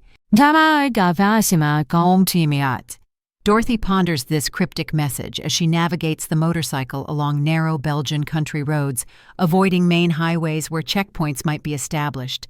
The faithful friend. Could that refer to the Wilson family? Timothy Wilson had stood with William Harmon, had perhaps shared his fate to some degree. Night has fallen completely now, the countryside illuminated only by the motorcycle's headlamp and the waxing moon overhead. Weber's device rests securely in a saddlebag, wrapped in its protective pouch. The weight of a century's secret presses on Dorothy's shoulders as she considers what she's learned. Caldwell's revelations about the disasters stemming from incomplete attempts to harness Weber's technology cannot be dismissed as mere manipulation. The fear in his voice had been genuine, yet his insistence that the world isn't ready feels paternalistic, a judgment made by those in power to maintain their position. William and Weber had made a different choice, to preserve the technology for future generations while preventing its weaponization. They trusted humanity's eventual wisdom over institutional control. As Dorothy approaches the outskirts of Liège, she spots roadblocks ahead, police vehicles with flashing lights checking all incoming traffic. Caldwell has mobilized local authorities, extending his reach beyond American jurisdiction. She diverts to a secondary road, navigating by instinct and the occasional road sign. The old BMW labors up steep inclines and rattles down descents, its vintage engineering a stark contrast to the futuristic technology she carries. Near midnight, she reaches the address DeVos provided, a modest townhouse in a quiet university district. Professor Martine Dubois, a woman in her 50s with sharp eyes and a no-nonsense demeanor, welcomes her without questions, offering food, a shower, and a secure room. Philippe called ahead, she explains. I don't know what you're involved in, and I don't want to know, but my family has a long tradition of helping those in difficult circumstances. Dorothy accepts the hospitality gratefully, though sleep proves elusive. She spends hours reviewing William's journal, searching for additional clues about the faithful friend and the missing stabilization component. One passage, previously unremarkable, takes on new significance. Timothy carries the burden well, though it weighs heavily. He understands what must be done, what must be preserved. In him, I have found a faithful friend when all others have turned away. This seems to confirm her suspicion that Timothy Wilson, Major Wilson's grandfather, had taken custody of the stabilization component. But where would he have hidden it, and would Wilson have known its location? Morning brings new complications. International news reports mention an incident at the American Embassy in Brussels, an apparent security breach involving diplomatic personnel. No names are provided, but Dorothy suspects it involves Catherine Wilson, her planned contact. Professor Dubois brings coffee and a secure tablet computer. You should see this. It's being reported on Belgian news sites. The screen shows footage of Senator Caldwell at a press conference outside the American Embassy. The caption identifies him as heading a special senatorial committee on historical artifacts with national security implications. "We're coordinating with our Belgian allies to locate missing diplomatic personnel and sensitive historical documents," Caldwell states smoothly. "This is primarily a matter of preserving historically significant materials that belong in appropriate archives." The reporter asks if this is related to World War I artifacts recently discovered in Belgium. "I can't comment on specifics," Caldwell responds, "but I will say that history often contains forgotten innovations that, viewed through modern understanding, may have implications for contemporary security concerns." The careful phrasing is clearly designed to justify the manhunt without revealing the true nature of Weber's technology. "They're looking for you," Professor Dubois says unnecessarily, "and whatever you're carrying." Dorothy makes a decision. "I need to contact Catherine Wilson directly. Can you help me do that securely?" Dubois considers this. "Perhaps. I have colleagues in the diplomatic community who might be able to arrange a message drop, but it would take time, and there's no guarantee." "What about the American military presence in Belgium, NATO headquarters?" "That would be extraordinarily risky. Security there is formidable, and Caldwell likely has allies throughout the military command structure." Dorothy weighs her options. Direct contact seems increasingly impossible, but there might be another approach, one that bypasses official channels entirely. "I need to examine Weber's device more carefully," she decides. "There may be information we've missed." In the security of Dubois's study, Dorothy removes the device from its protective pouch. Using the professor's desk lamp as a light source, she activates the holographic display. The intricate diagrams and equations bloom into existence above the device, casting ethereal blue light across the room. Dubois stares in astonishment. "Mon Dieu, this is impossible. This technology was created in 1917, Dorothy confirms, by a German physicist decades ahead of his time. They study the display together, Dubois's scientific background allowing her to grasp concepts that eluded Dorothy. These equations, they describe quantum field interactions at a fundamental level. Modern physics is only beginning to formulate similar theories, and Dorothy navigates through the holographic display, searching for any reference to the other components or their locations. Most of the information is technical, theoretical frameworks, implementation principles, cautionary notes about field stability. Then, in a section dealing with the stabilization mechanism, she finds something promising, a detailed schematic of the component itself. It appears to be a device similar in size to the one she holds, but with different geometric patterns. "It looks almost like a pocket watch," Dubois observes. The schematic includes annotations in German, which Dubois translates. The stabilizer must remain in proximity to the operator at all times. In the event of field instability, immediate activation will prevent catastrophic resonance. "So it was designed to be portable," Dorothy concludes. "Something Weber or William would have carried personally." Further examination reveals activation protocols for the complete system, the specific sequence required to safely initiate Weber's technology.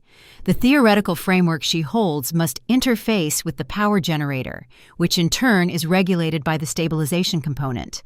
All three must be properly aligned and activated in precise order. Without the stabilizer, any attempt to harness the energy would result in uncontrolled quantum field disruptions. Dubois translates from another section. Temporal and spatial distortions would propagate exponentially. This explains the catastrophic failures at Philadelphia and Kishtim, attempts to utilize Weber's principles without the critical safety component. As they study the holographic display, Dorothy's satellite phone suddenly buzzes, somehow reactivated despite its drained battery. The screen shows an incoming message from an unknown source. The third key awaits where the faithful friend rests. Wilson family plot, Arlington National Cemetery, Section 31. Dorothy stares at the message in shock. How is this possible? The phone was dead. Dubois points to Weber's device. Look. A thin tendril of blue energy extends from the device to the phone, a direct power transfer unlike anything Dorothy has ever witnessed. The holographic display now shows new information, communications protocols that weren't visible before. It's responding to our inquiry, Dubois whispers. The device itself is interactive. The implications are staggering. Weber's technology isn't just an energy source or theoretical framework. It's an adaptive system capable of interfacing with modern electronics, anticipating needs, perhaps even limited forms of autonomous decision-making. Arlington Cemetery, Dorothy focuses on the message content. Timothy Wilson must be buried there, and somehow the stabilization component is connected to his grave. But who sent this message? How did they know you were searching for it? Before Dorothy can formulate a theory, the satellite phone buzzes again. Caldwell knows. You have 36 hours before he secures the component. Trust Catherine. She has been watching longer than you know. The blue energy tendril retracts, and the holographic display returns to its previous configuration. The phone's battery indicator shows full charge. Catherine Wilson, Dorothy says with dawning understanding. She's been part of this all along. Perhaps the entire Wilson family has been safeguarding their piece of the legacy, just as my grandfather protected ours. This revelation brings clarity to her mission. She needs to reach Arlington Cemetery in Virginia, the heart of American military tradition, and apparently the resting place of the final component of Weber's revolutionary technology. I need to get back to the United States immediately, Dorothy tells Dubois. But every airport, every border crossing will be watched. Dubois considers the problem. Commercial travel is impossible, but there might be another way. My department occasionally coordinates with NATO on scientific exchanges. There's a military transport leaving Chièvre Air Base tomorrow morning for Dover Air Force Base in Delaware. You could arrange passage on a military flight? Not officially, but I know the Belgian loadmaster. For the right incentive, he might be persuaded to accept an additional passenger, one whose paperwork gets lost in the shuffle. It's a desperate plan, fraught with risk. If caught attempting to board a military flight under false pretenses, Dorothy would face serious charges, possibly even espionage allegations given the nature of Weber's device. Yet the alternative, remaining in Belgium while Caldwell closes in on the final component, is unacceptable.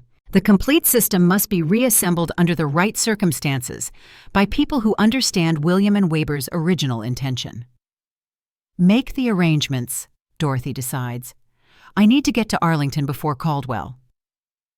As Dubois leaves to contact her connection at the airbase, Dorothy studies the mysterious messages once more. The device's unexpected ability to power and communicate through her phone suggests capabilities far beyond what even Wilson had described. What else might Weber's technology do when the complete system is finally reassembled? And is the world truly ready for such power? The ability to harness limitless clean energy, but also potentially to manipulate the fundamental forces of reality itself?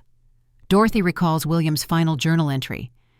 The phoenix will rise only when humanity is ready for its fire, not to burn but to illuminate. After a century of waiting, that moment might finally be approaching. Whether it brings enlightenment or destruction now rests, at least in part, on her shoulders. In the growing light of a Belgian dawn, Dorothy Harmon prepares for the most dangerous phase of her journey, returning to American soil as a fugitive, sought by powerful forces, carrying technology that could transform human civilization. The true legacy of Operation Phoenix is about to be revealed. The military transport aircraft descends through cloud cover toward Dover Air Force Base, its cavernous cargo hold filled with equipment and supplies, bound for various NATO installations along the eastern seaboard. Among the secured pallets sits Dorothy Harmon, dressed in the uniform of a Belgian air component technical advisor, documentation courtesy of Professor Dubois's connections. Weber's device rests securely in a specialized container designed for sensitive electronics, labeled as research equipment for a joint NATO scientific initiative. The Belgian loadmaster had accepted Dubois's explanation and generous administrative fee without excessive curiosity, though his occasional glances toward Dorothy suggest lingering suspicions. The massive C-17 Globemaster touches down with a screech of rubber on concrete, taxiing toward a hangar where ground crews await. Dorothy reviews her cover story one final time. A technical consultant transferring to the Pentagon for a 3-day systems integration meeting. The documentation should withstand cursory examination, but any serious scrutiny would quickly reveal the deception. As the aircraft's rear ramp lowers, Dorothy sees military police conducting routine inspections of deplaning personnel and cargo. She joins a group of actual Belgian officers disembarking, adopting their purposeful stride and professional demeanor. The MP checking identification barely glances at her papers before waving her through. The first hurdle cleared, Dorothy proceeds to the base transit area where personnel await transportation to various destinations. She locates the shuttle bound for Washington, D.C., primarily carrying staff officers and administrative personnel returning from overseas deployments.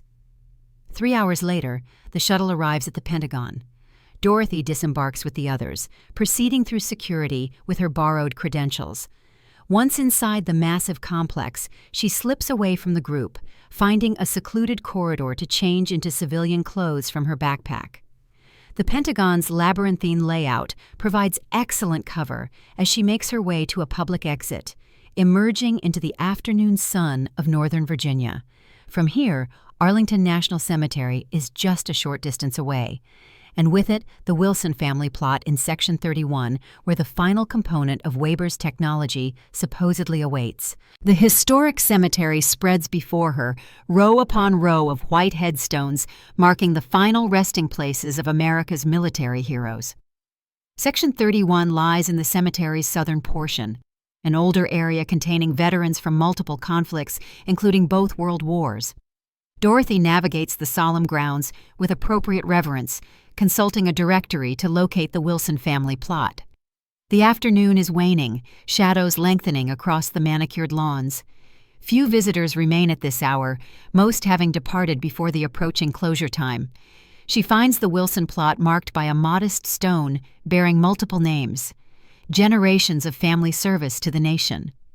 Timothy Wilson's marker indicates service in World War I, his death date listed as 1965.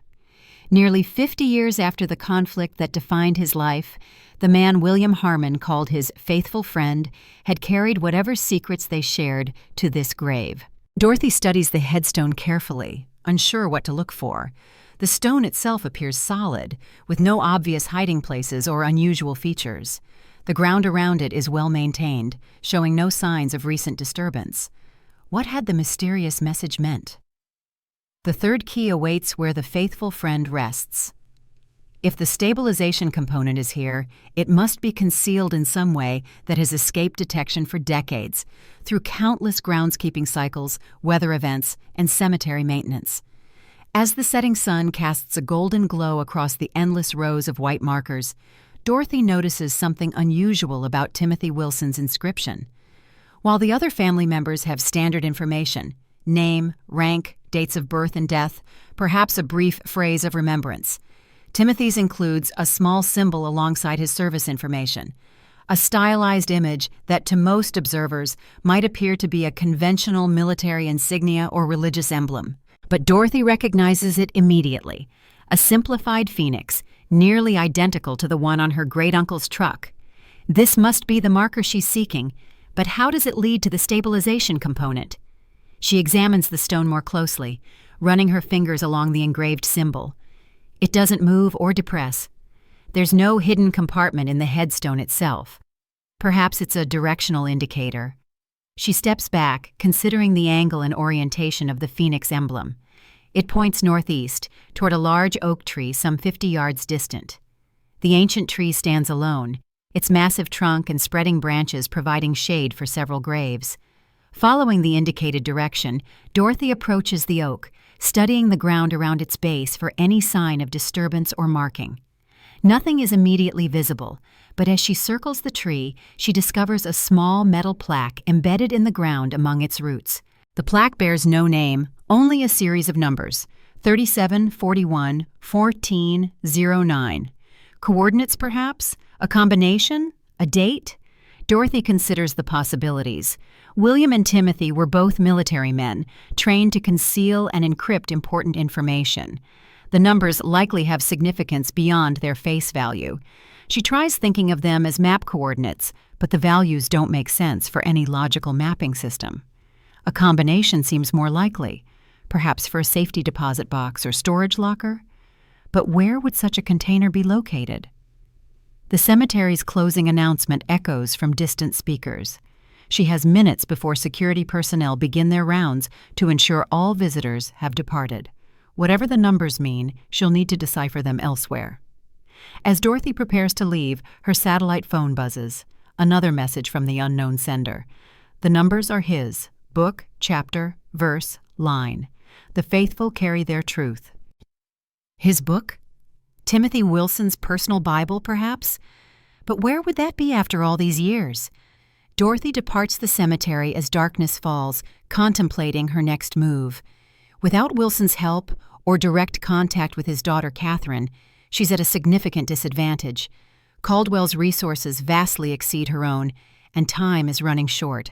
She finds modest accommodations at a small hotel in Arlington, paying cash to avoid creating electronic records.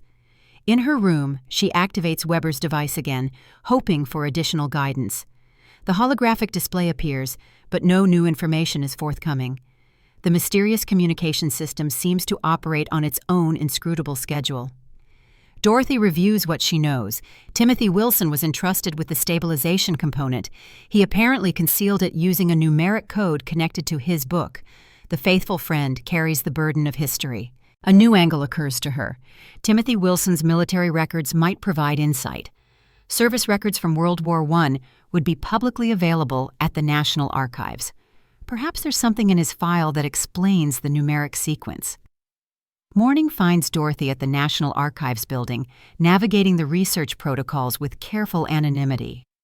The archivists are helpful but unhurried, the bureaucratic pace of government information services working against her urgent timeline. After 2 hours, she obtains microfilm copies of Timothy Wilson's service record. The file is surprisingly thin. Much of his activity with the Phoenix unit apparently redacted or classified. His official record shows assignment to standard logistics operations, with a brief notation of a court-martial in November 1917, resulting in dishonorable discharge. The charges are listed cryptically as insubordination and failure to execute lawful orders in a combat zone. No mention of William Harmon, Weber, or any secret technology. The military had sanitized the record, removing any reference to the true nature of Wilson's crimes. But one detail catches Dorothy's attention: a personal effects inventory conducted at the time of Wilson's discharge. Among the items returned to him was one personal Bible, leather-bound annotated. An annotated Bible would be a highly personal item, potentially containing notes and reflections accumulated over years of service. The numeric sequence suddenly makes sense: book, chapter, verse, line. Not geographical coordinates or a combination, but a biblical reference system. Timothy Wilson hid his secret in plain sight, within the pages of Scripture. But where is the Bible now? Wilson died in 1965. His personal effects would have passed to family members. If the Bible contained something as valuable as Weber's stabilization component, surely it would have been preserved. Dorothy needs to find Catherine Wilson more urgently than ever. As the daughter of Major James Wilson, she would likely know of her grandfather's Bible and its whereabouts. But with Catherine potentially under surveillance or in protective custody following the incident at the Brussels embassy, direct contact seems impossible. Unless Wilson had mentioned that his daughter was stationed at the American embassy in Brussels. Diplomatic personnel typically maintain residences both overseas and in the Washington area. Property records would be public. A few hours of research at the county records office yields a promising lead. A townhouse in Alexandria registered to Catherine J. Wilson, purchased 5 years earlier. The address is in a quiet neighborhood, popular with military officers and government employees who value privacy and security. As evening approaches, Dorothy surveys the townhouse from a discreet distance. Lights are visible inside. Someone is home. But approaching directly carries significant risk. If Caldwell has connected Catherine to her father's activities, the house may be under surveillance. Dorothy circulates through the neighborhood, looking for any sign of watchers or surveillance vehicles. Nothing obvious presents itself, but that means little against professional operators. She needs a strategy that minimizes exposure while establishing contact. An opportunity presents itself when a young woman emerges from the townhouse to walk a small terrier. Dorothy follows at a distance, waiting until they reach a small neighborhood park before approaching casually. "Beautiful evening for a walk." The woman, athletic build, military posture, watchful eyes, regards her without obvious alarm, but definite wariness. "It is. Can I help you with something?" "I'm looking for Catherine Wilson. I'm a friend of her father's." The wariness intensifies. "My father has many friends. Most of them know better than to approach his family directly." "Dorothy Harmon. I have something that belongs to your grandfather, something he safeguarded for my great-uncle." Recognition flashes in Catherine's eyes, quickly controlled. "Ms. Harmon, you're a long way from New Hampshire." She glances around the park, assessing potential observers. "This isn't a good place to talk. I don't have much time. Caldwell is looking for the third component. The numbers at Arlington, 3741, 1409. They're from your grandfather's Bible, aren't they?" Catherine's expression confirms the guess. "Walk with me. Don't look back toward the house." They proceed along the park path, the small dog trotting ahead. "My father is being held at Fort Belvoir, officially for debriefing on classified historical materials. Unofficially, he's a prisoner. Caldwell's people raided our family's safe deposit boxes yesterday. They didn't find what they were looking for. Your grandfather's Bible."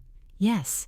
Timothy Wilson's personal Bible, carried through the trenches of France and later annotated with his reflections on faith, duty, and moral choices. It's been a family heirloom for generations." Catherine pauses. "My father anticipated Caldwell's move. He relocated the Bible to a secure location last month."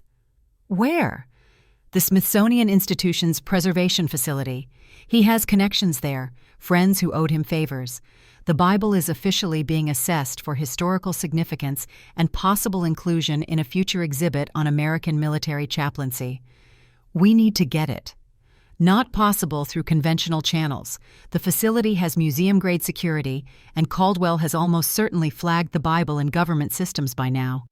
Any attempt to access it officially would trigger immediate alerts." Dorothy considers the obstacles. "What about unofficially? Your father must have had contingency plans." "He did. There's a night conservation specialist who works at the facility. Retired Army, served with my father in Desert Storm. He might help, but the risk to his career would be substantial." "More substantial than the risk to humanity if Caldwell secures Weber's complete technology?" Catherine gives Dorothy a measuring look. "You really understand what's at stake, don't you? This isn't just about family honor or historical vindication anymore. No, it's about whether transformative technology serves humanity or serves power. It's about finishing what William Harmon and Klaus Weber started a century ago." Catherine nods, decision made. "I'll contact our friend at the Smithsonian. Meet me tomorrow at the Air and Space Museum at 10 a.m., East Entrance. Come alone and make sure you're not followed." They part ways, Catherine returning to her townhouse, Dorothy retreating to her hotel. The pieces are falling into place, but time grows short. Caldwell's resources seem limitless, his reach extending throughout government and military structures. Morning brings news reports of a national security operation at Dover Air Force Base.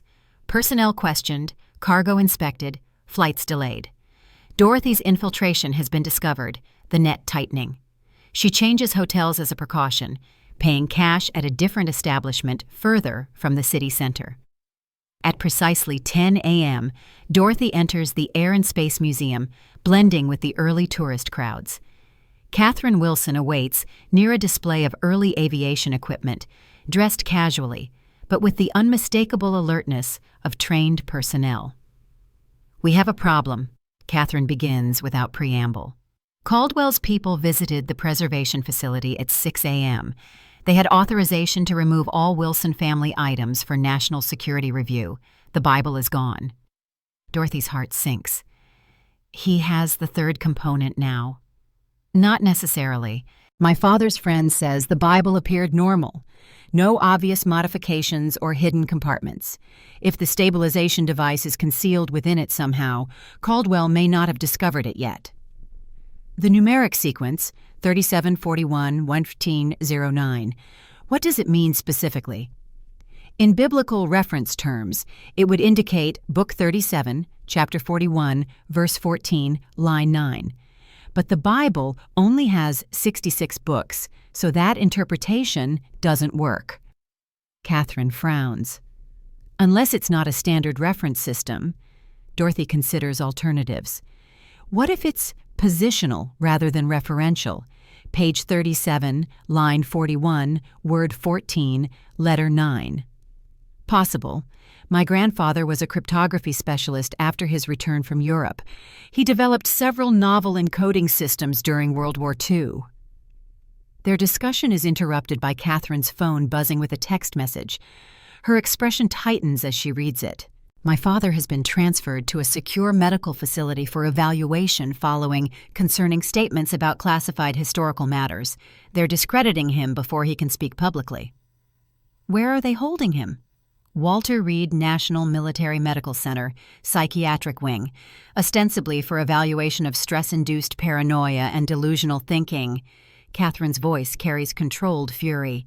A classic tactic, label someone mentally unstable to invalidate their testimony. Dorothy recognizes the escalation. Caldwell is systematically eliminating opposition and securing all components of Weber's technology. With Wilson detained and the Bible in his possession, only Dorothy's theoretical framework remains beyond his reach. We need to see your father. He's the only one who might know exactly how the stabilization component is hidden in the Bible. Catherine shakes her head. Impossible. He's under guard. Access restricted to immediate family, and I'm being watched. My diplomatic credentials are under review following the Brussels incident. Then we need another approach. The numeric sequence must be decipherable without your grandfather's Bible physically present. Dorothy thinks aloud.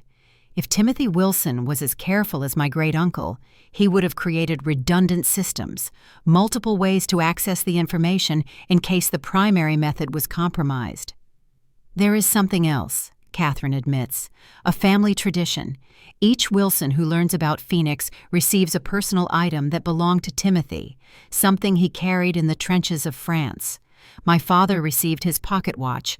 I received his compass. A compass? Like a navigational instrument? Yes. Brass casing, military issue from 1917. It still works perfectly. Remarkable craftsmanship. He carried it throughout his service. A new possibility emerges in Dorothy's mind. Where is this compass now? In my apartment safe. Why?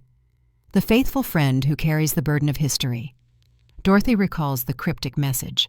Not Timothy's grave, but something he carried. Something that's been passed down through generations of Wilsons. Understanding dawns in Catherine's eyes. The compass. It's always been the compass. They return to Catherine's townhouse, moving with heightened caution. The neighborhood appears normal, but both women recognize that sophisticated surveillance wouldn't be obvious to casual observation. Inside, Catherine retrieves a small wooden box from a concealed wall safe. Within lies an antique brass compass, its surface patinated with age, but still functional. The instrument looks unremarkable at first glance. Standard military issue from the Great War era, the kind that would have been carried by thousands of officers and NCOs. Dorothy examines it carefully. The craftsmanship is indeed exceptional, but nothing immediately suggests it contains Weber's stabilization component. The compass functions normally, the needle pointing steadily north. The numeric sequence, Dorothy muses. What if it's not a biblical reference, but instructions for the compass itself? She rotates the compass dial to 37 degrees, then examines the instrument from all angles. Nothing happens. She tries different interpretations. 37 degrees, 41 minutes, 14 seconds, bearing 9. Still nothing. Catherine takes the compass, studying it with fresh eyes. My grandfather was a cryptographer, but also a practical man. The solution wouldn't require complex calculations, not when lives might depend on quick access. She rotates the compass housing to align 37 degrees with north, then turns the entire compass until the needle points to 41 degrees. Nothing changes. She tries again, this time pressing down on the glass as she completes the sequence. With a barely audible click, the bottom of the compass case releases, revealing a hidden compartment. Within lies a small device matching the geometric patterns of Weber's theoretical framework, the missing stabilization component, concealed in plain sight for over a century, carried by generations of Wilsons who understood its significance. "The third key," Dorothy whispers, carefully removing the device. It's smaller than the theoretical framework she carries, designed for portability and concealment. Catherine stares at it in wonder. All these years, my father knew it was important, but even he didn't know exactly what it contained. The tradition was simply to protect it, to ensure it passed safely from generation to generation. Dorothy places the stabilization component alongside Weber's theoretical framework. The two devices seem to recognize each other, a faint blue glow emanating from both, geometric patterns aligning and shifting in subtle harmony. "We have 2 of the 3 components now," Dorothy says. "Only the power generator remains, the one integrated into the Holt truck's engine system." "Which Caldwell now possesses," Catherine reminds her. "He has teams of scientists examining it at a secure facility in Maryland, the Applied Physics Laboratory. Their Energy Research Division was diverted to Historical Technology Assessment 3 days ago." The scope of their challenge crystallizes. Caldwell controls the truck and Timothy Wilson's Bible. He has Wilson himself in custody and the resources of multiple government agencies at his disposal. Against this, Dorothy and Catherine have only the theoretical framework, the newly recovered stabilization component, and their combined determination to honor their family's legacies. "We need leverage," Dorothy decides, "something Caldwell wants badly enough to negotiate." "He wants what you're holding," Catherine points out. "The complete system is useless without both components we possess." "True, but he's demonstrated willingness to wait decades if necessary.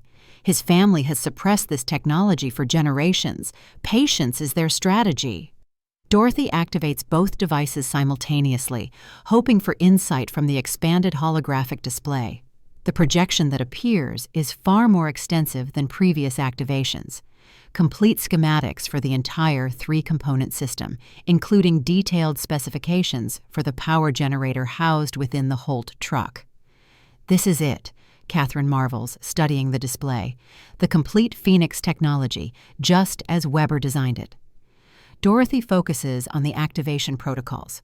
According to this, the 3 components must be brought into proximity and activated in specific sequence to safely initiate the system. The stabilization component provides the control mechanism, preventing the quantum field manipulation from cascading beyond intended parameters, which explains the Philadelphia and Kishtim disasters, attempts to use the power generator without proper stabilization. As they study the holographic schematics, a new message appears within the display. "The Phoenix rises at the place of first flight. Truth demands witness." Catherine translates immediately. "Kitty Hawk, North Carolina, where the Wright brothers first achieved powered flight in 1903. "Why there? What's the significance?" "It's symbolic. The birthplace of aviation, humanity's first triumph over gravity, a fitting location for the rebirth of Weber's technology." Dorothy considers the implications. It's also remote, sparsely populated, if something were to go wrong with the technology. "Minimal casualties," Catherine finishes grimly. "A responsible choice, consistent with William and Weber's ethical concerns." Another message appears. 3 days. The alignment approaches. The timeline is set. 3 days to somehow retrieve the power generator from Caldwell's secure facility, transport all components to Kitty Hawk, and activate the complete system. An almost impossible task against the resources arrayed against them. Unless... "We don't need to steal the truck," Dorothy realizes. "We just need Caldwell to bring it to Kitty Hawk himself." Catherine looks skeptical. "How would we accomplish that?" "By giving him exactly what he expects. A desperate attempt to complete the system ourselves." Dorothy outlines a daring strategy. We leak information suggesting we're attempting to recreate the power generator component based on the theoretical framework. Make it clear we're heading to Kitty Hawk. He'd follow us, bringing the original power generator to prevent any unauthorized activation. Exactly. We don't need to defeat his security or overcome his resources. We just need to be at the right place at the right time. The audacity of the plan carries significant risks. If Caldwell anticipates their strategy, they could be walking into a trap. If he chooses to simply arrest them rather than bringing the truck, the opportunity would be lost. Catherine considers the options. We'd need a credible leak, something Caldwell would believe without suspecting manipulation. What about your father? If he discovered our intentions during his psychiatric evaluation, his attempts to warn Caldwell might seem genuine. Potentially, yes. My father understands strategic misdirection. He could convey the information in a way that seems like an inadvertent slip during questioning. Their planning is interrupted by a security alert from Catherine's phone, motion detection on her property perimeter. The surveillance cameras show 3 men in dark suits approaching the townhouse from different directions. Caldwell's people have found them. We need to move. Now. Catherine grabs a go-bag from a closet, clearly prepared for emergency evacuation. There's a secondary exit through the neighboring townhouse. The owners are stationed overseas. The property is vacant. They secure the components in their respective protective containers and move quickly through a concealed door in Catherine's pantry, a modification not shown in the original building plans. The passage leads to the adjacent townhouse's basement, providing an escape route invisible to watchers focused on Catherine's home. Emerging 2 doors down, they circle back through rear yards to reach Catherine's garage, accessing it from the back entrance rather than the front driveway. Inside waits a nondescript sedan with Maryland plates, not Catherine's registered vehicle. Agency car, she explains briefly. Untraceable to me personally. They depart the neighborhood via service alleys, avoiding main streets where surveillance might be concentrated. Catherine drives with the precision of someone with tactical training, using counter-surveillance techniques to identify and evade potential followers. We need to contact your father, Dorothy says once they're reasonably secure. Can you reach him inside Walter Reed? Not directly, but he has a medical advocate, an old family friend who serves as his physician of record, Dr. Elaine Chambers. She has visitation privileges. Can she be trusted with what's at stake? Her son died at Kishtim in 1957. She was told it was a training accident with conventional explosives, but she never believed the official explanation. She's been part of our extended network for decades. This connection to one of the historic disasters caused by misuse of Weber's technology adds another layer to the multi-generational struggle. The ripple effects of William and Weber's decision in 1917 have touched countless lives, created unlikely alliances, and shaped the course of scientific development far beyond what either man could have anticipated. Catherine makes a secure call to Dr. Chambers, arranging a meeting at a small coffee shop in Bethesda. The elderly physician arrives promptly, her bearing suggesting the military background Catherine had mentioned. After brief introductions, Dr. Chambers confirms that Major Wilson is under constant surveillance at Walter Reed. They're calling it a psychiatric evaluation, but it's effectively detention. 2 guards outside his room at all times, all communications monitored. Can you get a message to him? Something that wouldn't raise suspicions? I'm still his physician of record. I can speak with him privately under doctor-patient confidentiality. Dorothy outlines what they need, a carefully crafted leak that would draw Caldwell to Kitty Hawk with the Holt truck and its integrated power generator. Dr. Chambers listens attentively, asking pointed questions that reveal her deep understanding of the situation. James will understand. He's been preparing for this contingency since he first took his oath to protect the Phoenix legacy. She fixes Dorothy with an evaluative gaze. You're William Harmon's great-niece. The family resemblance is there in the eyes, the same determination. Dorothy hadn't expected this personal connection. You knew William? No, child, I'm not quite that old. Dr. Chambers smiles briefly. But I knew Frank Harmon well. Your grandfather visited James many times over the years as they coordinated their respective family missions. I saw photographs of William, the official military portrait, and others that weren't in public records. This revelation creates another link in the chain of connections spanning a century of secrecy and protection. Dr. Chambers represents yet another family touched by the Phoenix legacy, another thread in the tapestry of lives dedicated to ensuring Weber's technology would emerge under the right circumstances. We have 3 days, Catherine reminds them. The message needs to reach Caldwell quickly enough for him to mobilize resources, but not so quickly that he can intercept us before we reach Kitty Hawk. I'll see James tomorrow morning. By afternoon, Caldwell will have his information. Dr. Chambers rises to leave. Godspeed to you both. Whatever happens at Kitty Hawk, know that many have sacrificed to make this moment possible. With their strategy in motion, Dorothy and Catherine begin the journey southward, taking indirect routes and switching vehicles twice to minimize the risk of tracking. They travel through the night, sharing stories of their respective families and the burden of secrecy both have carried. My father told me about Phoenix when I turned 18, Catherine reveals. A family tradition, each generation inducted into the legacy when they reach adulthood. He gave me Timothy's compass and made me memorize the numeric sequence, though he never explained exactly what it meant. Did you resent it? The responsibility? Sometimes. It complicated career choices, relationships. Hard to form connections when you're guarding a century-old secret that sounds completely implausible. Catherine glances at Dorothy. What about you? When did you learn the truth? I didn't. Not until a few days ago. My grandfather never told me directly. He left clues, prepared me with skills I'd need, but kept the specifics hidden. Maybe he was protecting me, or maybe he wasn't sure I'd believe him. And now you're risking everything to complete his mission. Dorothy contemplates this.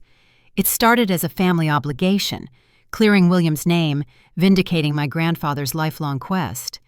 But now, seeing what this technology represents, understanding what William and Weber were trying to protect, it's become something more.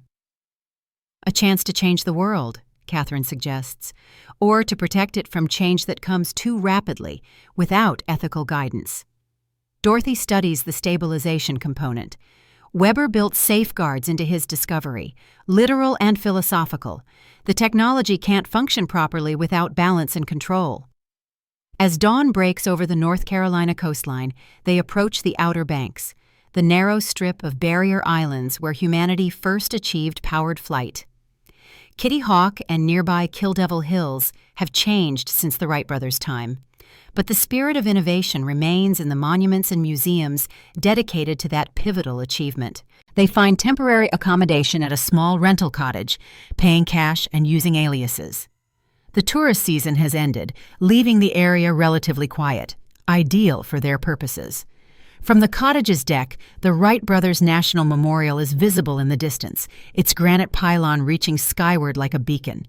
Catherine establishes surveillance of the memorial and surrounding areas, utilizing her intelligence training to identify potential approach routes and security positions. Dorothy focuses on studying the activation protocols for Weber's complete system, ensuring she understands the precise sequence required when all 3 components are finally united. The holographic displays from both devices have grown more detailed and extensive as they've approached their destination. It's as if the technology itself is anticipating its completion, preparing for the moment when the full system will activate for the first time in over a century. By evening, they've confirmed increased activity around the memorial. National Park Service personnel replaced by individuals with military bearing despite civilian clothing. Unmarked vehicles patrol the perimeter. The information leak is working. Caldwell is preparing the ground. They're establishing a security cordon, Catherine observes through high-powered binoculars. Standard protocol for sensitive operations in public spaces. They'll create a plausible cover story.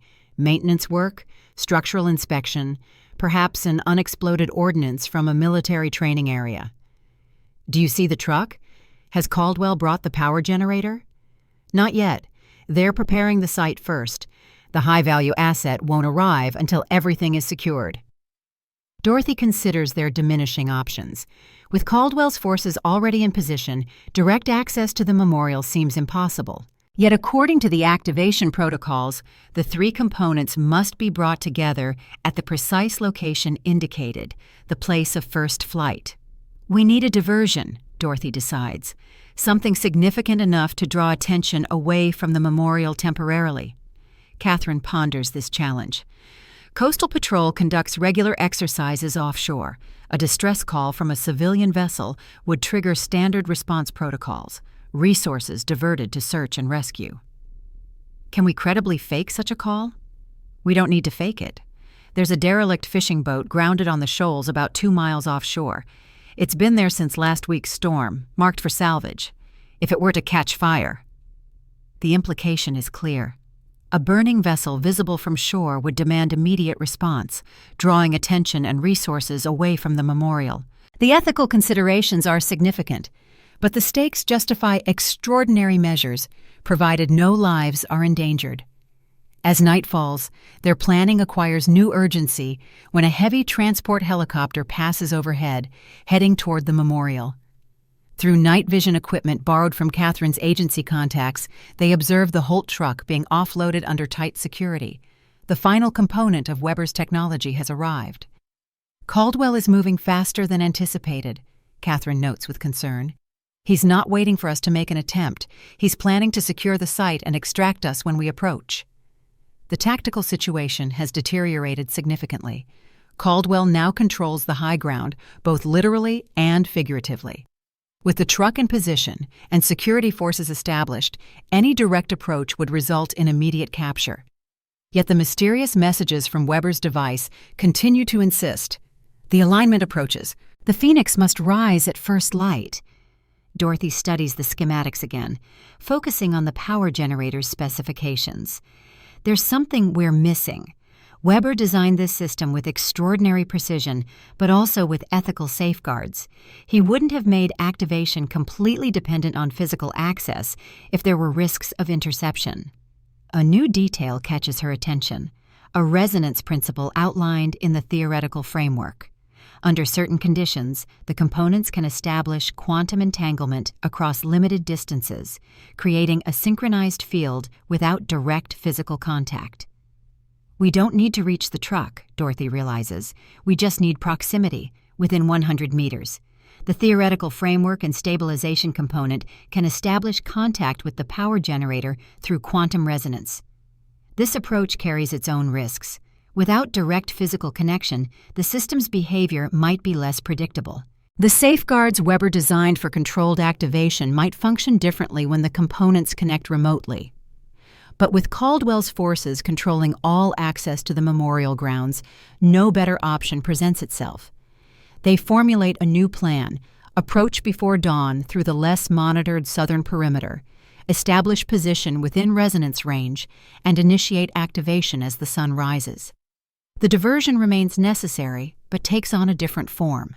Rather than creating a distant emergency, they need a distraction at the memorial itself, something that will momentarily draw security's attention without creating risk to bystanders. The visitor center has an automated fire suppression system, Catherine suggests. A small smoke device in an air intake would trigger alarms and standard evacuation protocols. Security would conduct a sweep, creating a brief window of opportunity. With their strategy refined, they prepare for the pre-dawn approach. Both women understand the mission's gravity. Success means fulfilling a century-old promise and potentially transforming humanity's relationship with energy and physics. Failure means the technology remains under Caldwell's control, its revolutionary potential likely suppressed for generations to come. The coastal darkness before dawn is profound, stars brilliant in the clear autumn sky.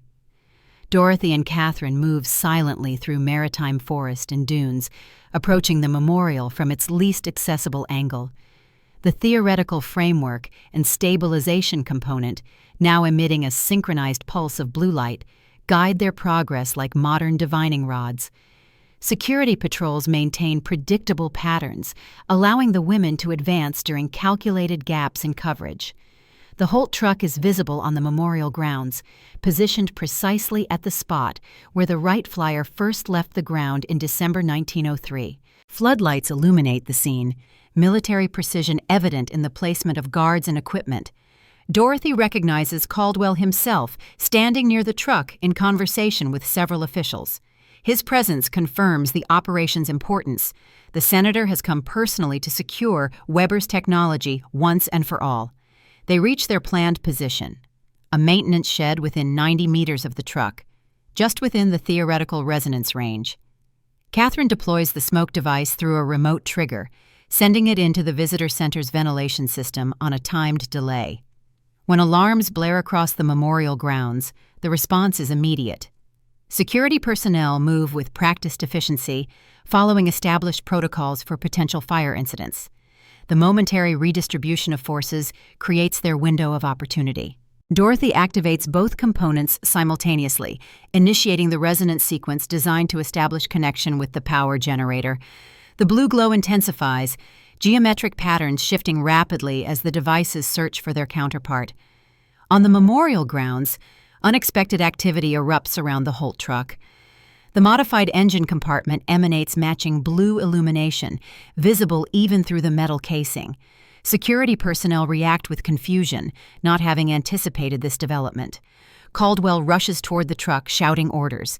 His scientists converge on the vehicle, instruments deployed to measure and potentially counteract whatever process has begun.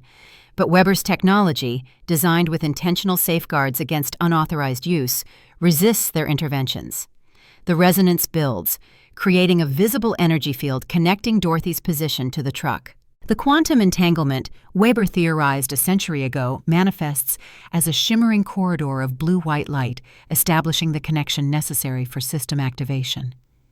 "It's working," Dorothy whispers, monitoring the holographic display now showing integration progress. The components are synchronizing, establishing stable field parameters. Catherine keeps watch for approaching security. "We have maybe 2 minutes before they trace the resonance field to our position." The activation reaches a critical threshold. According to the holographic instructions, one final sequence remains: authorization by a designated operator with proper understanding of the system's ethical parameters. "The Phoenix rises from wisdom, not war," Dorothy recites, completing the activation phrase embedded in the theoretical framework. The effect is immediate and extraordinary. The shimmering field expands outward from all 3 components, creating a dome of energy encompassing the memorial grounds. Within this field, the laws of physics seem temporarily suspended. Light bends in impossible ways, gravity fluctuates subtly, time itself seems to flow differently. At the center, the Holt truck's modified engine ignites with purified energy, producing the revolutionary power source Weber designed. But rather than remaining confined to the vehicle, the energy propagates through the quantum field, establishing a self-sustaining system that draws power directly from what modern physics would call zero-point energy, the fundamental fabric of reality itself. Caldwell and his forces find themselves unable to approach the truck, the energy field repelling unauthorized personnel while allowing Dorothy and Catherine to walk forward unimpeded. It's the ultimate expression of Weber's ethical safeguards. The technology recognizes those who understand and respect its proper purpose. As they approach the truck, Dorothy experiences a profound sense of completion. Generations of Harmons and Wilsons, united across time in their commitment to protect Weber's legacy until humanity was ready. William's vision, Frank's persistence, and now her own determination have brought the Phoenix technology to its moment of rebirth.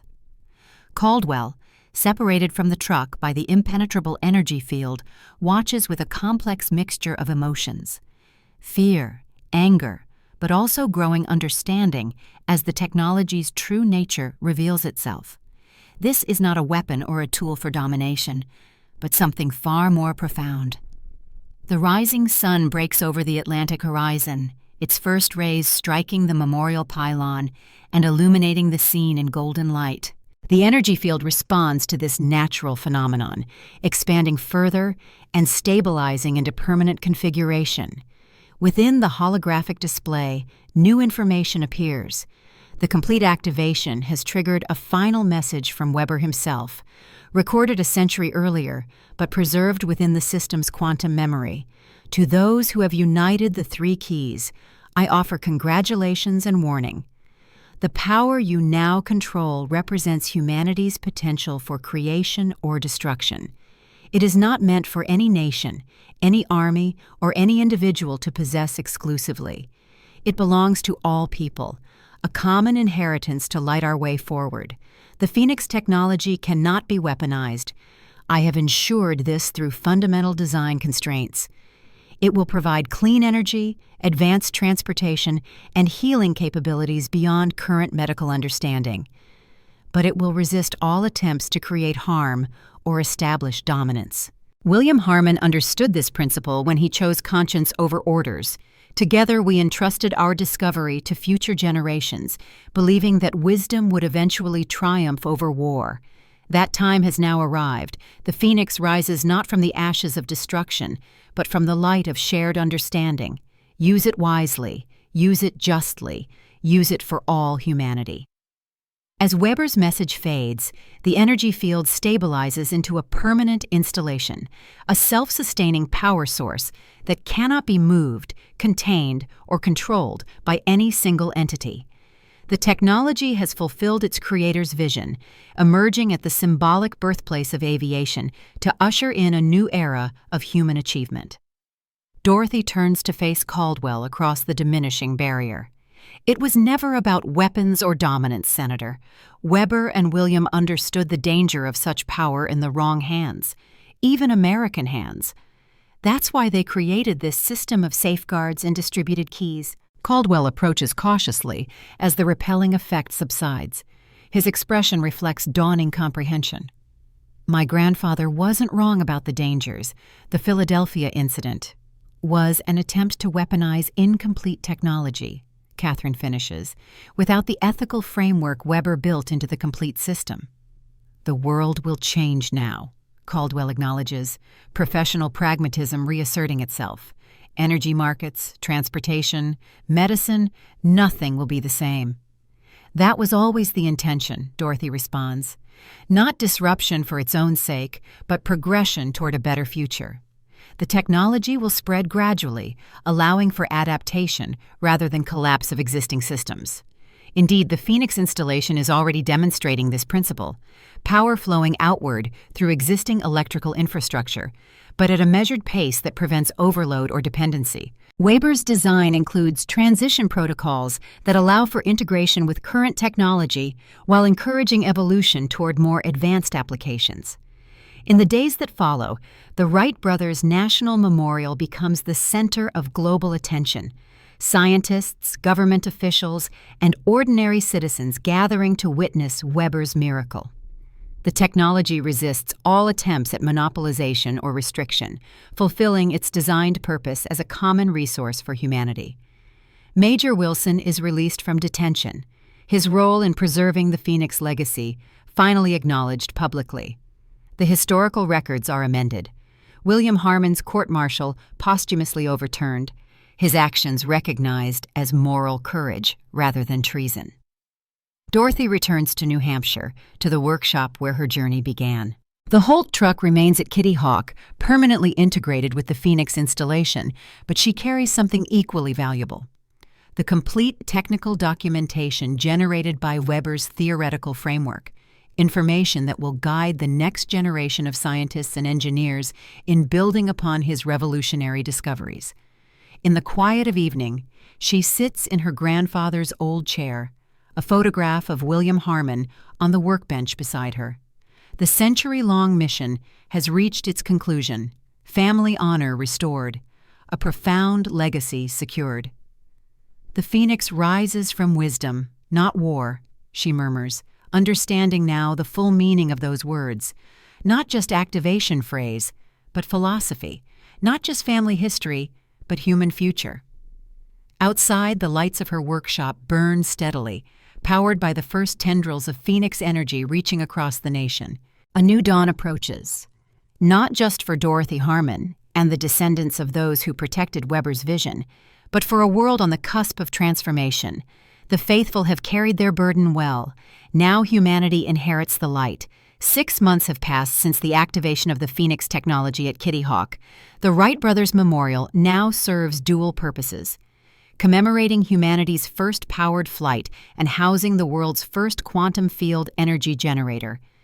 Behind reinforced glass, the restored Holt Model 1917 truck sits as both historical artifact and technological marvel, its modified engine pulsing with the steady blue glow of Weber's revolutionary power source.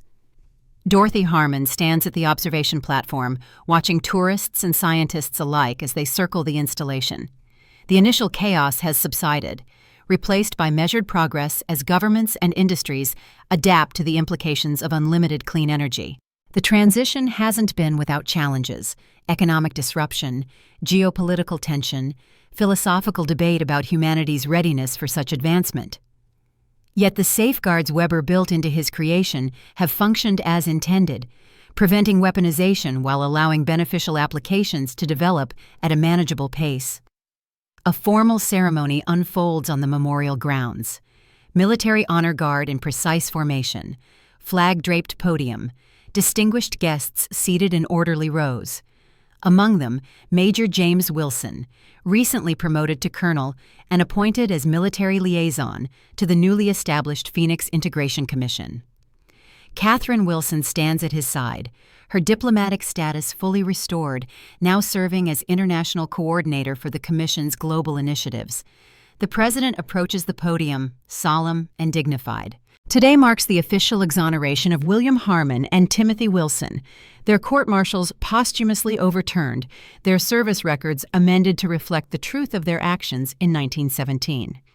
The ceremony represents America's formal acknowledgement of their moral courage and foresight, choosing humanity's future over national interest, conscience over orders. Dorothy accepts the Distinguished Service Cross awarded to William Harmon a century after his death. The medal's weight in her palm represents more than bronze and ribbon. It carries the vindication her grandfather spent his life pursuing. Frank Harmon didn't live to see this moment, but his persistence made it possible. His quiet determination ensuring Weber's legacy would eventually emerge under the right circumstances. Senator Caldwell attends the ceremony, his role in the Phoenix saga now more nuanced in public understanding. While his family had indeed suppressed the technology for generations, his personal motives stemmed from genuine concern about catastrophic misuse, fears validated by the Philadelphia and Kishtim disasters. In the aftermath of activation, he's proven a pragmatic ally, helping guide the integration process with the measured caution of someone who understands both the potential and the risks. The President speaks of reconciliation between security and transparency, between necessary secrecy and democratic oversight.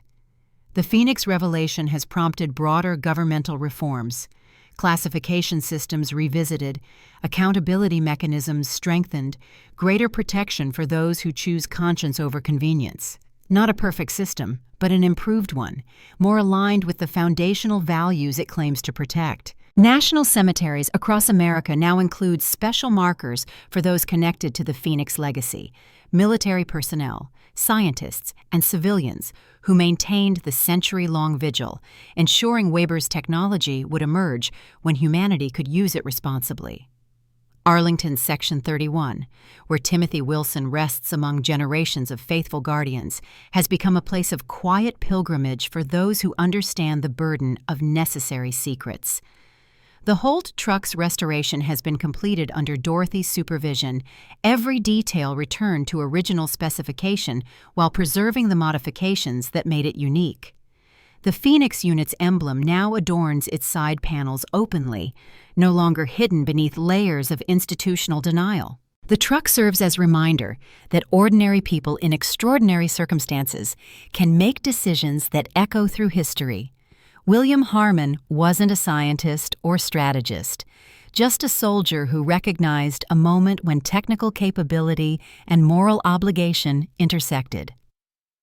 In New Hampshire, Dorothy's workshop has transformed into a living museum, the birthplace of the Phoenix rediscovery, where visitors can see the original tools Frank Harmon used in his decades-long quest. Local veterans gather there regularly, finding in Dorothy a willing listener for their own stories of service and sacrifice. She's established a scholarship foundation for promising engineering students from military families, continuing the tradition of passing specialized knowledge to the next generation. The Phoenix technology itself continues to evolve in ways even Weber might not have anticipated. As more scientists gain understanding of its principles, new applications emerge, medical breakthroughs utilizing quantum field manipulation to treat previously incurable conditions, transportation systems that dramatically reduce environmental impact, communication networks that transcend conventional limitations of physics. The knowledge spreads gradually but inevitably, following Weber's design parameters that ensure responsible implementation. Not every nation or corporation has embraced these changes willingly. Resistance continues from those with vested interests in conventional energy systems or military applications. Yet the distributed nature of Phoenix technology makes it impossible to suppress entirely.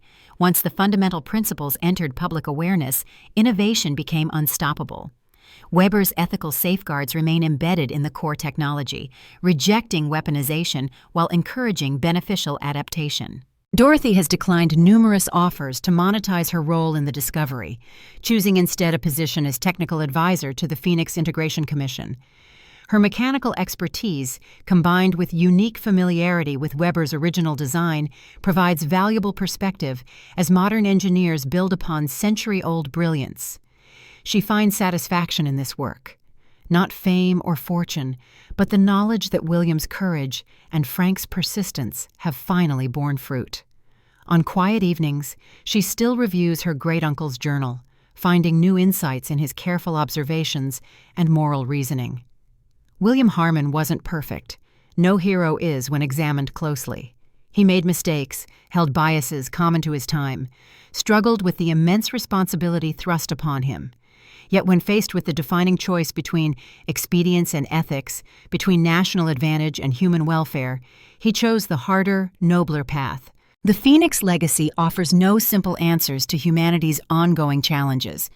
Weber's technology provides tools, not solutions, capabilities that can be directed toward construction or destruction, unity or division, justice or exploitation. The moral questions remain as relevant today as in 1917, demanding each generation's renewed commitment to use knowledge wisely. As twilight falls over Kitty Hawk, the Phoenix installation's blue glow intensifies, visible for miles along the Outer Banks. Fishermen use it as a navigation reference, pilots as a landmark, ordinary citizens as a reminder that human ingenuity, properly directed, can illuminate rather than consume. The technology that might have changed the course of the Great War now powers hospitals, schools, and homes, not through dramatic revolution, but through steady, sustainable transformation. Tomorrow brings new challenges. Weber's principles are gradually being incorporated into mainstream physics, expanding scientific horizons while raising profound questions about reality itself. Quantum field manipulation offers possibilities that extend beyond energy production into areas once considered purely theoretical, possibilities that will require the same ethical vigilance William and Weber demonstrated a century ago. For now, Dorothy takes satisfaction in completion, a family vindicated, a promise fulfilled, a technology reclaimed from the shadows of history and delivered into the light of public scrutiny. The Phoenix has risen, not from destruction, but from wisdom. What humanity builds with its fire remains to be written.